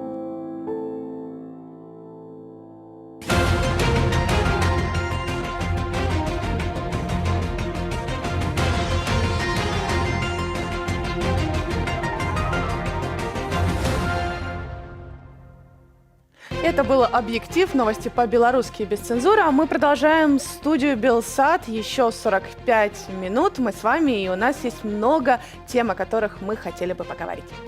Ну и переходим до темы сённяшняй войны ва Украіне і Беларусі, і ўдзелу Беларусі ў ёй і беларусаў. Полк імя Кастуся Каліноўскага афіцыйна патлумачыў, чаму яго прадстаўнікі не ўзялі ўдзел у канферэнцыі «Новая Беларусь» у Вільні, на якой абмяркоўвалі пытанні пераходу Беларусі ад аўтарытарызму да дэмакратыі. Падчас канферэнцыі быў створаны аб'яднаны пераходны кабінет. Адказным за абарону ў ім быў прызначаны Валерый Сахашчык, былы дэсантнік, падпалкоўнік запасу. На гэтае прызначэнне адрэагавалі таксама і ў палку Каліноўскага. Даводзім, што полк Каліноўскага з'яўляецца вайсковым падраздзяленнем у складзе ўзброеных сіл Украіны і выконвае баявыя задачы на фронце. На парадак дня канферэнцыі «Новая Беларусь» пытанні, якія непасрэдна датычацца вайсковай справы, не выносіліся. Эта канферэнцыя не планавалася як профільны вайсковы форум. Па гэтай прычыне полк вырашыў не прымаць удзел у канферэнцыі «Новая Беларусь». Падкрэслім, полк Каліноўскага ніколі не адмовіцца ад сваёй стратэгічнай мэты – вызвалення Беларусі. Рабіць абгрунтаваныя высновы аб кандыдатуры ваеннага міністра можна будзе толькі тады, калі ён прадставіць пэўную праграму канкрэтных дзеянняў па абароне суверэнітэту і забеспячэнню нацыянальнай бяспекі Беларусі. На падставе агульных заяў, якія прагучалі на канферэнцыі, меркаваць аб тым, наколькі ўдалы ці неўдалы выбар кандыдатуры на гэтую сур'ёзную пасаду немагчыма. А к нам присоединился Александр Атрощенко, журналист портала «Реформбай», а также Сергей Бульба, основатель «Белого региона». Сергей, Александр, здравствуйте. Добрый день. Добрый вечер. Добрый вечер. Тэма нашай сённяшняй размовы, вось гэтая дыскусія, якім чынам можна змяняць уладу ў Беларусі. Заяўлена было ўжо, напрыклад, Юрыем Дракахрустам пра тое, што сілавы варыянт, які абмяркоўваўся на канферэнцыі, пра які казалі як адзіны шлях, які застаўся, дык вось Юрый Дракахруст лічыць, што гэта утапічнасць і небяспечная ідэя. Ці сілавы варыянт гэта сапраўды утопія, і ці сілавы варыянт гэта заўсёды кроў? Сілавы варыянт, зразумела, гэта заўсёды кроў, але улады беларускія самі адказалі на пытанне, ці магчыма ён у Беларусі. Я лічу, што мы ўсе пагадзімся, што калі зноў у Беларусі адбудуцца масавыя пратэсты, калі складуцца для гэтага умовы, сітуацыя будзе адпаведная, ну то, думаю, пагадзімся, што беларусы больш не будуць здымаць боты перад тым, каб на лаўку залезці. Ну, таксама заяўляў Александр Азараў пра тое, што сілавы варыянт это хутчэй нешта падобнае да вайсковага перавароту, але не кроў, як бы не грамадзянскай вайны. І вось я б хацеў задаць пытанне спадару Сергею Бульбе. Ці ёсць у беларускіх сілаў, якія супрацьстаяць дыктатуры, рэсурсы, каб такі варыянт рэалізаваць? І ўвогуле, як на ваш погляд, ці падтрымлівае ідэю сілавога зрыўнання Лукашэнкі беларускае грамадства? Ці будзе яно ў гэтым ва ўсім удзельнічаць? А вы ведаеце, Лукашенко сам сябе паставіў даўно па-за межамі. Калі ён заяўляе, што часам не да законаў, дык это ён зараз заявіў, а колькі ён это заявіў унутры, як бы так, этой сістэмы сваім чыноўнікам. Яны ж даўно ўжо жывуць фактычна па-за законам, як разумееце. І зараз беларусам прыходзіцца як бы вызначацца, кожнаму прыйдзецца вызначыцца. Ці ты хочаш быць свабодным чалавекам, і тебе за это пасудзяць, заб'юць. Ці ты будзеш, уласна, вот за эту пахлёбку, як у той КНДР, хадзіць на працу штодзённа і славіць за тое, што табе там кавалачак рыса выдзеляць, ну, трошку бульбы, разумееце? Але ці ёсць у беларускіх... Ёсць, таму што сапраўды сярод афіцэрства расце незадаволенасць, ва ўсім грамадстве расце незадаволенасць. Таму я не ведаю, во што это выльецца. Духа не хапае на сённяшні дзень. І вось пра спрыяльныя умовы і пра тое, калі гэты момант настане сёння, пад бокам у Беларусі Расія спансуе рэжым Лукашэнкі, трымае войскі, не пытаючыся нават у Лукашэнкі на тэрыторыі Беларусі, вядзе жудасную вайну ва ўкраіне. Калі складуцца гэтыя умовы для зрынання гвалтоўнага, негвалтоўнага, крывавага, некрывавага, чакаць, калі абрынецца расійскі рэжым, ці раней? Ну, я б не казаў пра спрыяльную умову, таму што, каб так казаць, трэба хацець гэтага сцэнарыя, ну, трэба вельмі любіць сваю краіну, каб жадаць ёй грамадзянскай вайны ці нейкага там сілавога сцэнарыя. Але проста аналіз мінімальны паказвае, што ён у пэўнай ступені непазбежны. Што для гэта павінна адбыцца, калі гэта будзе мажлівым ці проста станецца, ну, прагназаваць вельмі цяжка, але тое, што Расія пачала вайну в Украіне, яны вельмі моцна расшырылі колькасць варыянтаў ці сцэнароў, якія могуць да гэтага прывесці, і вельмі прыспешылі час, калі гэтыя варыянты могуць открываться ці закрываться. Сергей, а вот вашу позицию тоже хотелось бы услышать и ваш ответ на этот вопрос. Сапраўды пачатак вайны, разумееце, Хаця частка актыва, я вам скажу так, што вот частка актыва спадзявалася, што будзе ўключаны план перамога. Запытваюцца мяне, чаму это самае, чаму не абвесцілі план перамога. Я кажу, слухайце, ну это як бы Азарова, это як бы так ягоны праект, з кім там ён работае, не ведаю. Не ведаю, чаму вот беларусы ўспрынялі так, што з'явіўся шанс, як толькі Расія пайшла ў наступ, і здавалася б столькі ўзброеных сіл акупанта патэнцыйнага на тэрыторыі Беларусі, а чамусьці вот актыў вырашыў, што это добры час. Калі зараз настане, ну то натуральна трэба чакаць, зараз усе чакаюць вот з 10 по 20 число, украінцы чакаюць, што будзе ўсё ж таки другая хваля. По Беларусі ёсць падобная інфармацыя, што паўтараюцца тыя алгарытмы, якія былі здзейснены перад лютым месяцам, перад прыездам вялікай колькасці русакоў, што прыкладна зараз вот такія ж алгарытмы ўключаны ў беларускім міністэрстве абароны. Паглядзім, як бы так ёсць, на некаторых аэрадромах папярэдзілі, што чакаюць прылёта русакоў, разумееце? Што это открывае для беларусаў? Натуральна, пажадана по розуму, конечно, дачакацца, пакуль Расія зусім аслабне, і тады, конечно, трэба мяняць Лукашэнку, таму што ён уже даўно абрыдлы і ўсім, і, по-моему, ўсім слоям грамадства, што рабочим, што нерабочим, што інтэлігенцыі, што айцішнікам. Вот якраз той момент, калі ўсё грамадства даспела до реальных перемен. А вот вопрос насчет доспела до реальных перемен. Вот мы видим, что полк Калиновского в своем обращении довольно нейтрально высказывается насчет идей, высказанных в Вильнюсе. И хотелось еще бы сослаться на слова Валерия Карбалевича в его блоге, где он говорит, что да, есть ставка на силу, которая является доминантным трендом сейчас в оппозиционном сообществе, но эта ставка на силу ставит в неудобное положение, например, западных партнеров, которые поддерживают белорусскую оппозицию. Так ли это, так ли вы это видите, Александр? Может, начнем с вас? Ну, если честно, я не вижу никакой ставки на силу. Например, Валерий Сахащик при своем назначении в этот кабинет Светланы Тихановской, он прямо сказал, что, потом отвечая на мой вопрос, он прямо сказал, что он сделает все, чтобы в Беларуси не стояло силового сценария. Все ответственные политики как раз говорят, что они попытаются избежать кровопролития. Поскольку это получится, конечно, судить плохо. Что касается позиции бойцов полка Калиновского, я считаю, что это очень взрослое заявление, это заявление очень ответственных патриотов, потому что последнее, что нам нужно, это полевые командиры, у каждого из которых будут свои политические предпочтения. Если люди решили взять в руки оружие и воевать за свободную Беларусь, то инструментом их влияния, не знаю, власти, чего-то еще, должна быть легитимность, на которую они опираются, а не оружие в их руках. Это, ну, по-моему, обычно известная аксиома, что над военными в любой стране должен быть гражданский контроль. І вось пытанне да таго, каму падпарадкоўваецца полк Каліноўскай, я б хацеў гэта звярнуць пытанне да спадара Сергея. Можна інтэрпрэтаваць, ну, прынамсі, я інтэрпрэтаваў заяву полка Каліноўска такім чынам, што мы з'яўляемся падраздзяленнем украінскай арміі, падпарадкоўваемся украінскай арміі. І калі будуць нейкія прапановы да нас, мы гэта будзем абмяркоўваць, але пакуль што, як менавіта, паколькі як падраздзяленне украінскай арміі не прымаюць удзелу ўвогуле ў палітычнай барацьбе.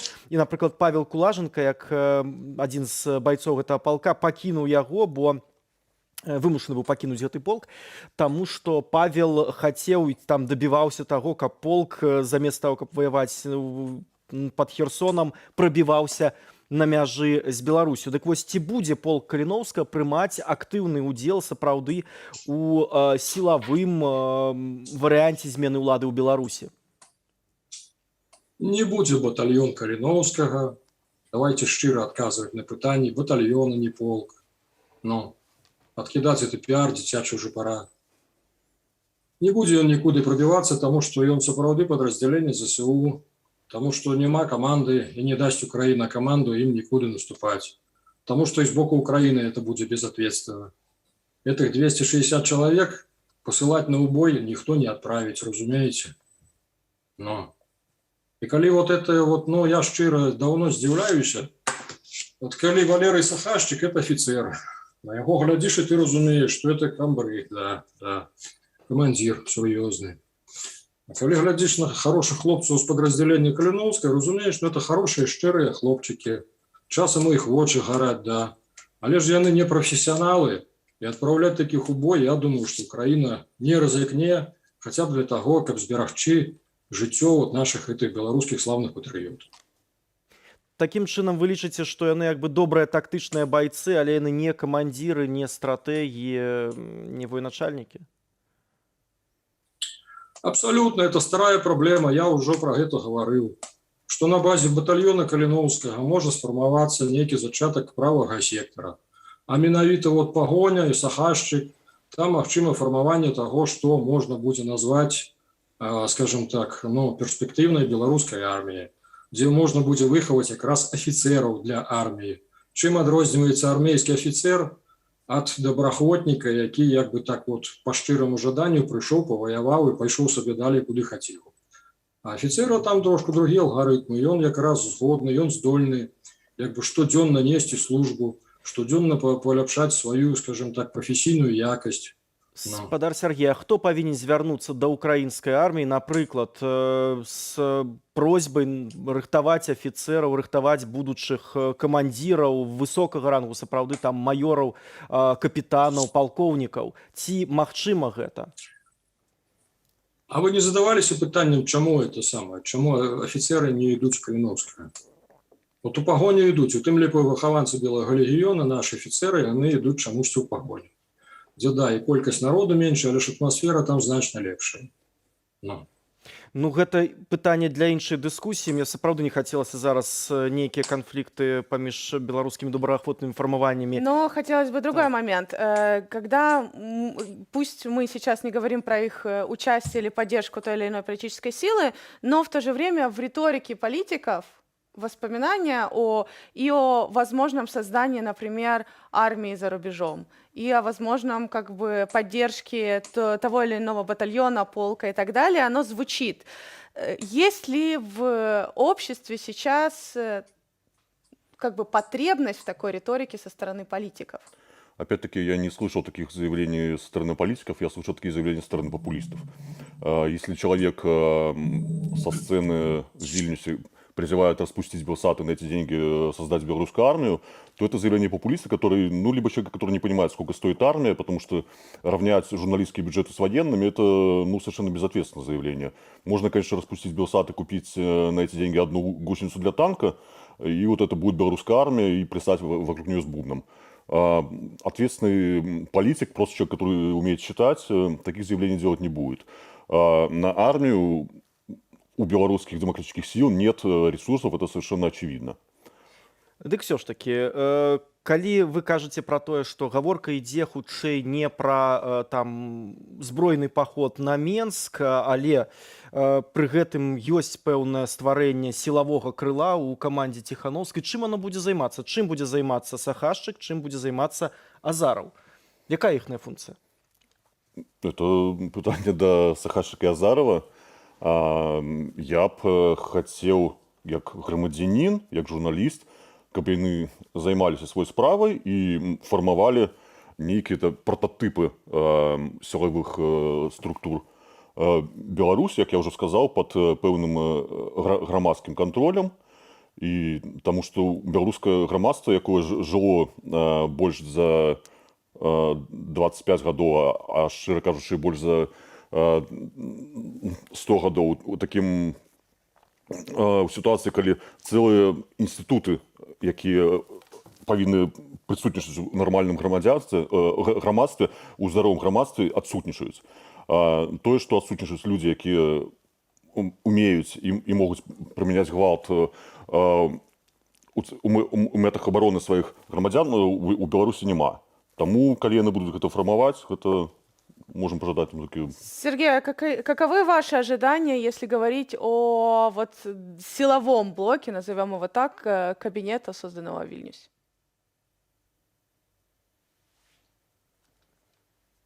Я меў прапанову ад Пракоп'ева ад Сахашчыка разам збірацца, разам ехаць да Святланы Ціханаўскай, але ж я не падтрымаў эту ідэю.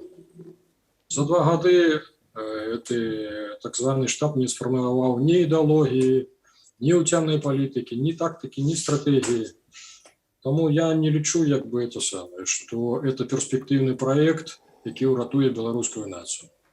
Ну, але калі казаць не пра ўратаванне, якія б задачы, на ваш погляд, павінны выконваць канкрэтны Александр Азараў і канкрэтны Камбрыг Сахашчык у той структуры, куды яны ўвайшлі? На ваш погляд, якія іхныя прыярытэты павінны быць? Ну, багато, у тым ліку і падрыхтаваць рэформу тое, чым займалася так і Азараў і ўсе астатнія, рэформу сілавых структур. Па-другое, знайсці агульную мову з сілавікамі. Таму што, калі вы разумееце, так, Святлана Ціхановская абсалютна сярод сілавікоў не карыстаецца ніякай ні падтрымкай, ні павагай. Таму, натуральна, патрэбны чалавек, такі магчыма, як Сахашчык, на якога афіцэры будуць глядзець з разуменнем і з водгукам, што это свой. Ён для іх свой, разумееце? І тут уже майстэрства, канешне, Сахашчыка, наколькі ён здолее падабраць да іх нейкія ключы, так, знайсці агульную мову.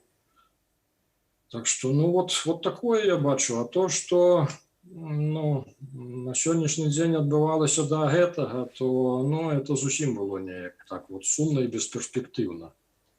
Але на ваш погляд, для ўладаў Беларусі Камбрыг Сахашчык гэта небяспечная фігура? Ён, разумееце, ён быў ён заўсёды быў асобай. Я нават узгадываю, нават калі ён яшчэ служыў, сярод тых камандзіраў, так, палкоў, брыгад, каго я бачыў, то Сахашчык выдзяляўся, это цэласная натура, асоба. То бок, ў нейкай ступені ён можа быць небяспечны. Адно, што ён, канешне, шкада будзе, калі ягоны патэнцыял, фактычна, яго ўставілі зараз у структуру, сфармаваную не ім, і кантралюемая, так, другімі людзямі, другімі структурамі. То вельмі шкада, канешне, калі ягоны патэнцыял звядуць да нуля. Але ж, я спадзяюся, што у ягонага духу трошку хопіць. Ну і вось пра дух завяршальнае пытанне я хацеў бы Александру задаць. Кожны, хто служыў у беларускай арміі, ведае, што па вялікім рахунку асобаў і людзей са стрыжнем, не прыстасаванцаў, там вельмі мала. І Сахашчык, хутчэй за ўсё, гэта такое нейкае выключэнне. Звычайна людзі там здольныя на гвалт над імі, здольныя гвалціць іншых, абы не атрымаць там, я не ведаю, пазбаўленне прэміі. Дык вось, скажыце, калі ласка, ці чалавек са стрыжнем зможа дамовіцца з прыстасаванцамі ў пагонах? Я таксама задаваў Валерію Сахашчыку гэта пытанне. Ён сказаў, што сітуацыя, калі праблемы накапліваюцца, яна ўжо пераходзіць крытычны ўзровень, і ён лічыць, што людзі, якія здольныя там думаць, яны ў пэўны момант да яго прыслухаюцца. Гэта тое, што ён сказаў, я магу толькі перадаць, таму што сам я лічу, што ў людзей у пагонах у Беларусі было дастаткова часу, каб адумацца і каб зрабіць пэўныя высновы. Яны гэта пакуль што не зрабілі, і я сумневаюся, што яны да гэтага здольныя. А наша цель как журналистов рассказывать и следить за тем, что происходит. Большое спасибо, Сергей, спасибо, Александр. Александр Трощенков и Сергей Бульба были сегодня с нами, обсуждали и возможные силовые сценарии, и возможное развитие ситуации с силовым сценарием в Беларуси. Мы же продолжаем наш выпуск и переходим к другим темам. Зарплаты российских пропагандистов во время войны существенно выросли. Некоторые получают до 17,5 тысяч долларов в месяц. О том, сколько теперь зарабатывают сотрудники федеральных СМИ, рассказало издание «Проект». Зарплата, к примеру, военкора «Россия-1» Евгения Поддубного 15 700 долларов в месяц по настоящему курсу. А вот военкор ВГТРК Николай Долгачев получает чуть больше 11 тысяч долларов. А вот директор службы российского вещания Russia Today Евгений Шипилов получает, внимание, чуть меньше 18 тысяч долларов в месяц. Рядовым сотрудникам ТАСС и других российских агентств тоже подняли зарплаты на 20% и поощряют премиями в размере до 30% от зарплаты. А вот о том, чем занимаются военкоры на войне и какие у них задачи, расскажет Александра Шапалина. Русский корабль – это мы все, полностью, без исключения. С самого начала войны, помимо непосредственно боевых действий, параллельно идет война информационная. И ключевую роль в этой войне играют журналисты, пропагандисты, а также военкоры. Люди, которые находятся в зоне боевых действий или недалеко от них. 33. Соловьев и Скобеева могут работать из своих теплых оснащенных студий, но их работа была бы невозможна без людей, которые снабжают пропагандистов кадрами с передовой. Они формируют картинку, которую предъявляют широкой публике с экранов телеканалов. Их кадры попадают в сводки Министерства обороны. Но что входит в их задачи? Нужно вообще вспомнить, о чем наша профессия. Работа журналиста – это профессия от людей, для людей, простым языком, чтобы обычные люди это понимали. Не нужно вешать себе корону, что я журналист или военный корреспондент. Но когда тебе все больше перестают верить, то тебе нужно создавать некий образ супергероя, который ездит с видеокамерой под обстрелами, снимает суперопасные репортажи 24 часа в сутки. Хотя, конечно же, на войне все совсем не так. Задача первая – поддерживать внимание к войне. Народ любит зрелища. Люди наблюдают за происходящим на фронте так, будто бы это происходит не в реальной жизни, а словно это кадры блокбастера. И поддерживать интерес широкой публики к тому, что несет страх, боль, смерть и ненависть – задача военкоров-пропагандистов. Вообще не стоит путать военных корреспондентов и военных пропагандистов. Военные корреспонденты чаще всего занимают нейтральную позицию и стараются максимально объективно освещать военные действия. Военный пропагандист осуществляет задачу, помогающую формировать внутри страны общественное мнение, которое эту войну позволяет вести дальше. Правда, иногда их желание первыми публиковать сенсацию вкупе с непрофессионализмом и отсутствием должной подготовки дает неожиданные результаты. Так, 13 августа один из военных пропагандистов по фамилии Среда опубликовал фотографии от места локации базы наемников из ЧВК «Вагнер». На следующий день по базе ударили. Есть погибшие и раненые. Сам пропагандист фото из своего канала удалил, но не смог избежать гнева коллег. Сейчас на фронт едут много ребят, пытающихся стать военкорами и зачастую не понимая ровным счетом ни хрена в этой профессии. Через это все проходят. У каждого бывает первый бой, первые потрясения, первый свой эксклюзив. Железное правило – не подставить тех, кто тебя впустил, можно сказать, в свой дом. И ему надо следовать всегда. На кону стоят человеческие жизни. Отмазка «я не знал» или «не думал» здесь не катит. Вторая задача – создавать иллюзию победы. Люди не склонны в массе своей поддерживать проигравшую сторону. И вместо того, чтобы отвечать на сложные вопросы о том, почему война идет уже почти полгода, они должны создавать картинку побеждающей на фронте России. А в обед я встречалась с военкорами нашими. И некоторые из них говорят, в общем-то остальные с ними согласились, что вот так странно, приезжаешь в Москву, разговариваешь с людьми, читаешь телеграм-каналы здешние, которых у них там нет времени читать, потому что там они читают то, что про это, включая украинские. И такое ощущение, как будто мы проигрываем, что все пропало. И даже, говорят, когда патриотические каналы читаешь и паблики, все только ругаются, нет побед, нет того. А там сидишь и понимаешь, что вообще-то победы есть. Мы, может быть, не так быстро, как хотелось бы, но мы, в общем-то, побеждаем и побеждаем безоговорочно. И тем не менее, военкоры – обычные люди. Они могут вольно или невольно выдавать не ту информацию, которая работает на их задаче, а прямо ей противоположную. Вот, например, военный корреспондент Юрий Котенок делится наблюдениями. Людской голод на фронте у Донецка. В первую очередь этим объясняется то, что пока враг не отброшен от столицы ДНР. Потери? Да. Война. Забирает ротами. Целыми ротами. Это подлый закон войны. Нехватка людей во взводах и батальонах. Увы, это так. И ситуация, мягко говоря, непростая. Никакого паникерства и упадничества. Кто был, тот понимает. Просто бывает, что неким идти вперед.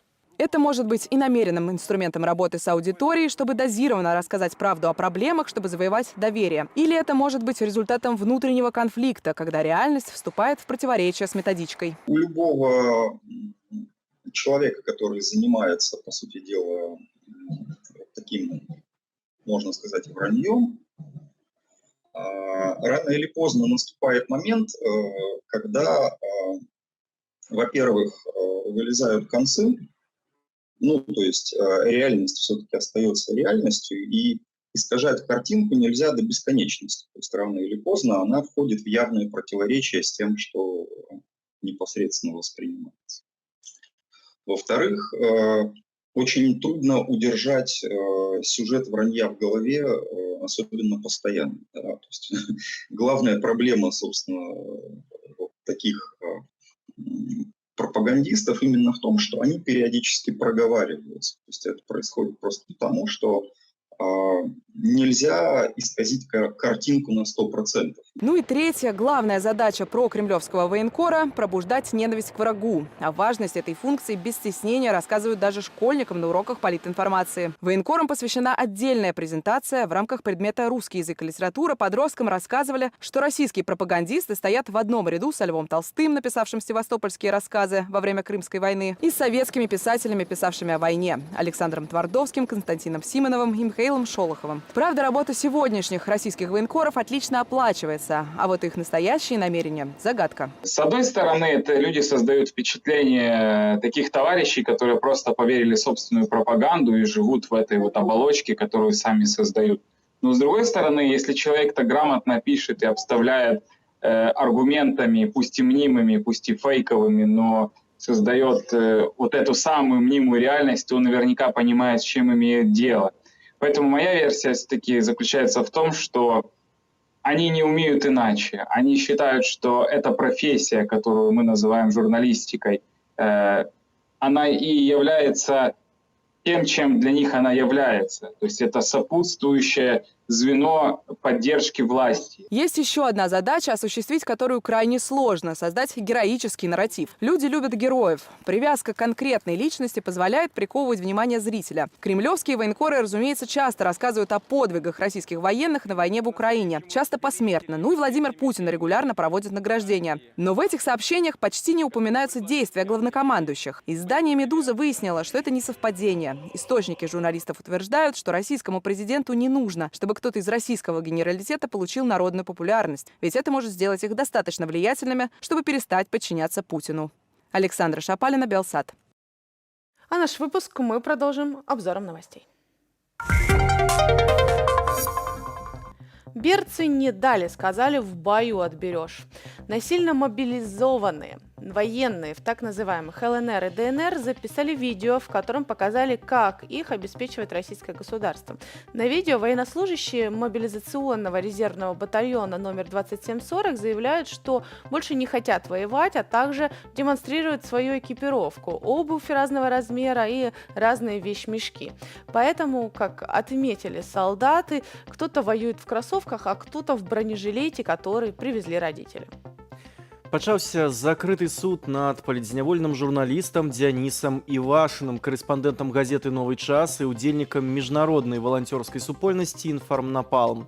Дзяніс Івашын таксама вядомы сваімі расследаваннямі, прысвечанымі дзейнасці расійскіх нацыяналістаў Беларусі і былым байцам украінскага спецыяльнага аддзелу міліцыі «Беркут», якія ўцяклі ў сілавыя структуры рэжыму Лукашэнкі. Дзяніса Івашына затрымалі 12 сакавіка мінулага года.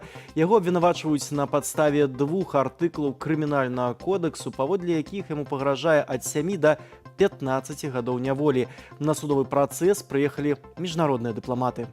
Журналисты интернет-издания «Важные истории» узнали имена российских солдат, причастных к убийствам местных жителей в селе Андреевка в Киевской области, которая с начала полномасштабного вторжения до начала апреля находилась под контролем российских войск. Корреспонденты издания выяснили имена 4 солдат, находившихся в Андреевке, изучив 25 фотографий, сделанных российскими военными на украденный телефон местного жителя, который при отступлении, этот телефон он оставил в селе. Это 4 служащих 64-й мотострелковой бригады: Даниил Фролкин, Дмитрий Данилов, Руслан Глотов и Иван Шепеленко. Беларуская супольнасць у Грузіі правяла пікет каля офісу палітычнай партыі «Ліло для Грузіі», якая ініцыявала петыцыю аб увядзенні візавага рэжыму для грамадзянаў Расіі і Беларусі. Да сённяшняга дня віза для наведвання Грузіі грамадзянам гэтых краінаў была непатрэбная, таму гэтакая ініцыятыва выклікае супраціў.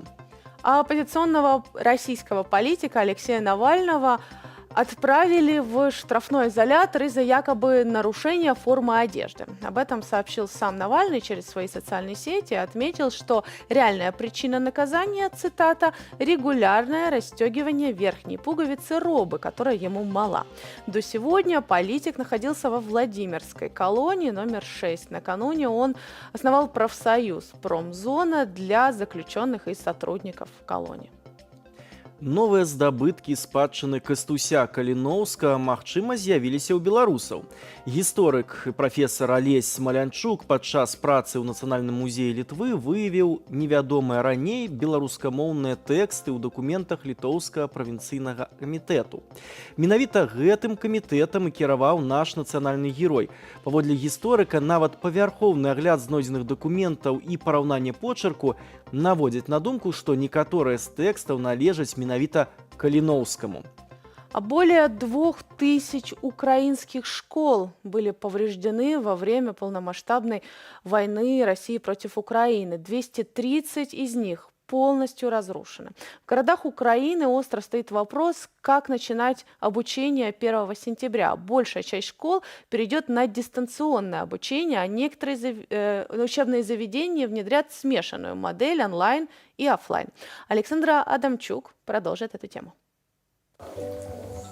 С начала полномасштабного вторжения в Украину дети были вынуждены получать информацию из своих гаджетов. Мобильные телефоны заменили учителей, одноклассников и друзей. В зонах активных боевых действий большая часть семей с детьми покинули дома и переехали. Дети из семей, которые остались, чувствуют себя одиноко.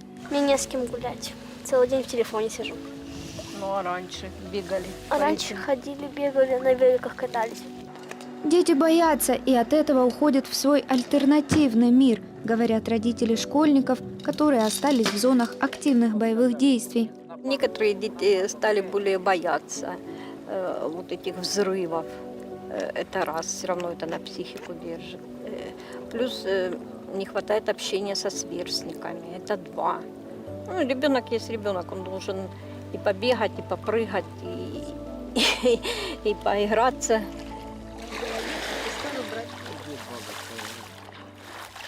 В западных районах Украины школы уже готовятся к очному учебному процессу и приему переселенцев с временно оккупированных территорий. На севере же ученики перейдут на онлайн-обучение. По последним данным, в одной только Харьковской области повреждено более 715 школ. Учитывая ситуацию в Харьковской области, это должен быть исключительно онлайн-режим. Решение о формате будет определено областной военной администрацией в августе. Сейчас в области осуществляется мониторинг наличия и состояния укрытий в учебных заведениях. Но предварительно нужно готовиться к дистанционному обучению. Безопасность на первом месте. Если учебное заведение планирует очное обучение, они должны учитывать общие требования: отсутствие взрывоопасных элементов в школе и на территории, исправность системы оповещения, в частности для детей с нарушением слуха и зрения. Дети должны знать дорогу к убежищу. Также в школах должны быть запасы воды, еды и медикаментов. Школа має отримати висновок. Школа должна получить вывод комиссии, которая проводит аудит вопроса безопасности в этом учебном заведении. Мы все понимаем, что это будет очень сложно, так как иногда на территориях, где поблизости ведутся активные боевые действия, не то что интернета, электрики и воды нет.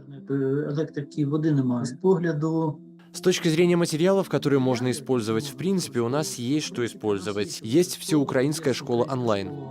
С начала полномасштабного вторжения России в Украину изменится и учебная программа. В частности, появятся новые разделы в истории Украины и всемирной истории. Также учебные заведения приобщают к работе с детьми психологов. Дети могут быть в относительной безопасности, но они травмированы, утверждают специалисты. В стрессе находятся и абитуриенты. Помимо проблем с поступлением и экзаменами, у них появился новый страх за свою жизнь. Такое чувство, что апокалипсис какой-то, серьезно.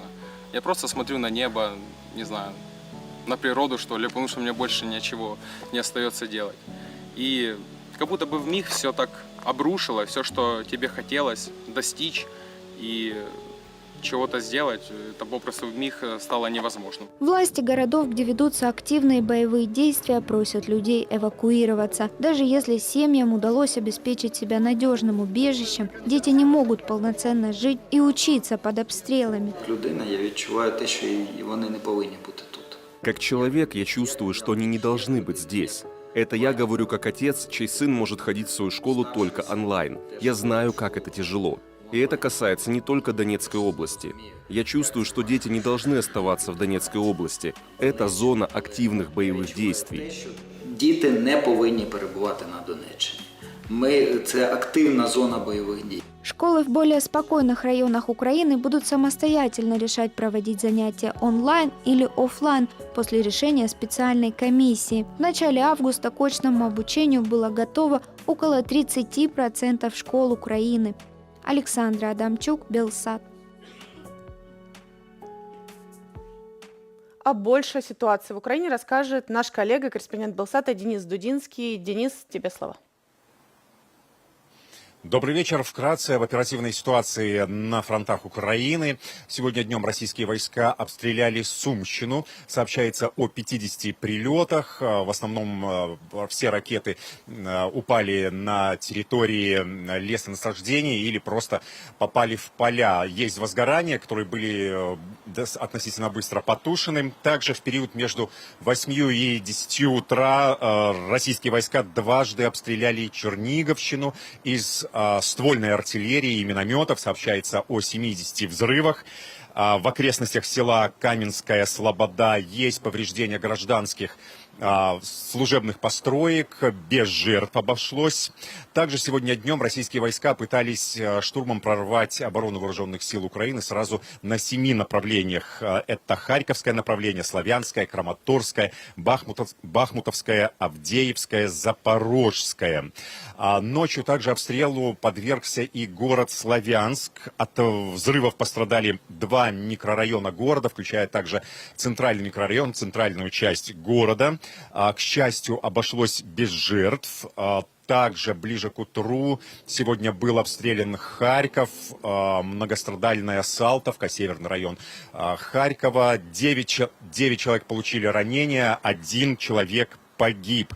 Сообщается об обстрелах и Днепропетровской области, Криворожье, взрывы в приграничной Зеленодольской громаде, малая Костромка, Великая Костромка, которые обстреливаются уже на протяжении 3 месяцев. Ну и также взрывы сегодня звучали и в Энергодаре Запорожской области, в районе Стелы и Молитвенного дома. Информации о разрушениях и жертвах пока нет.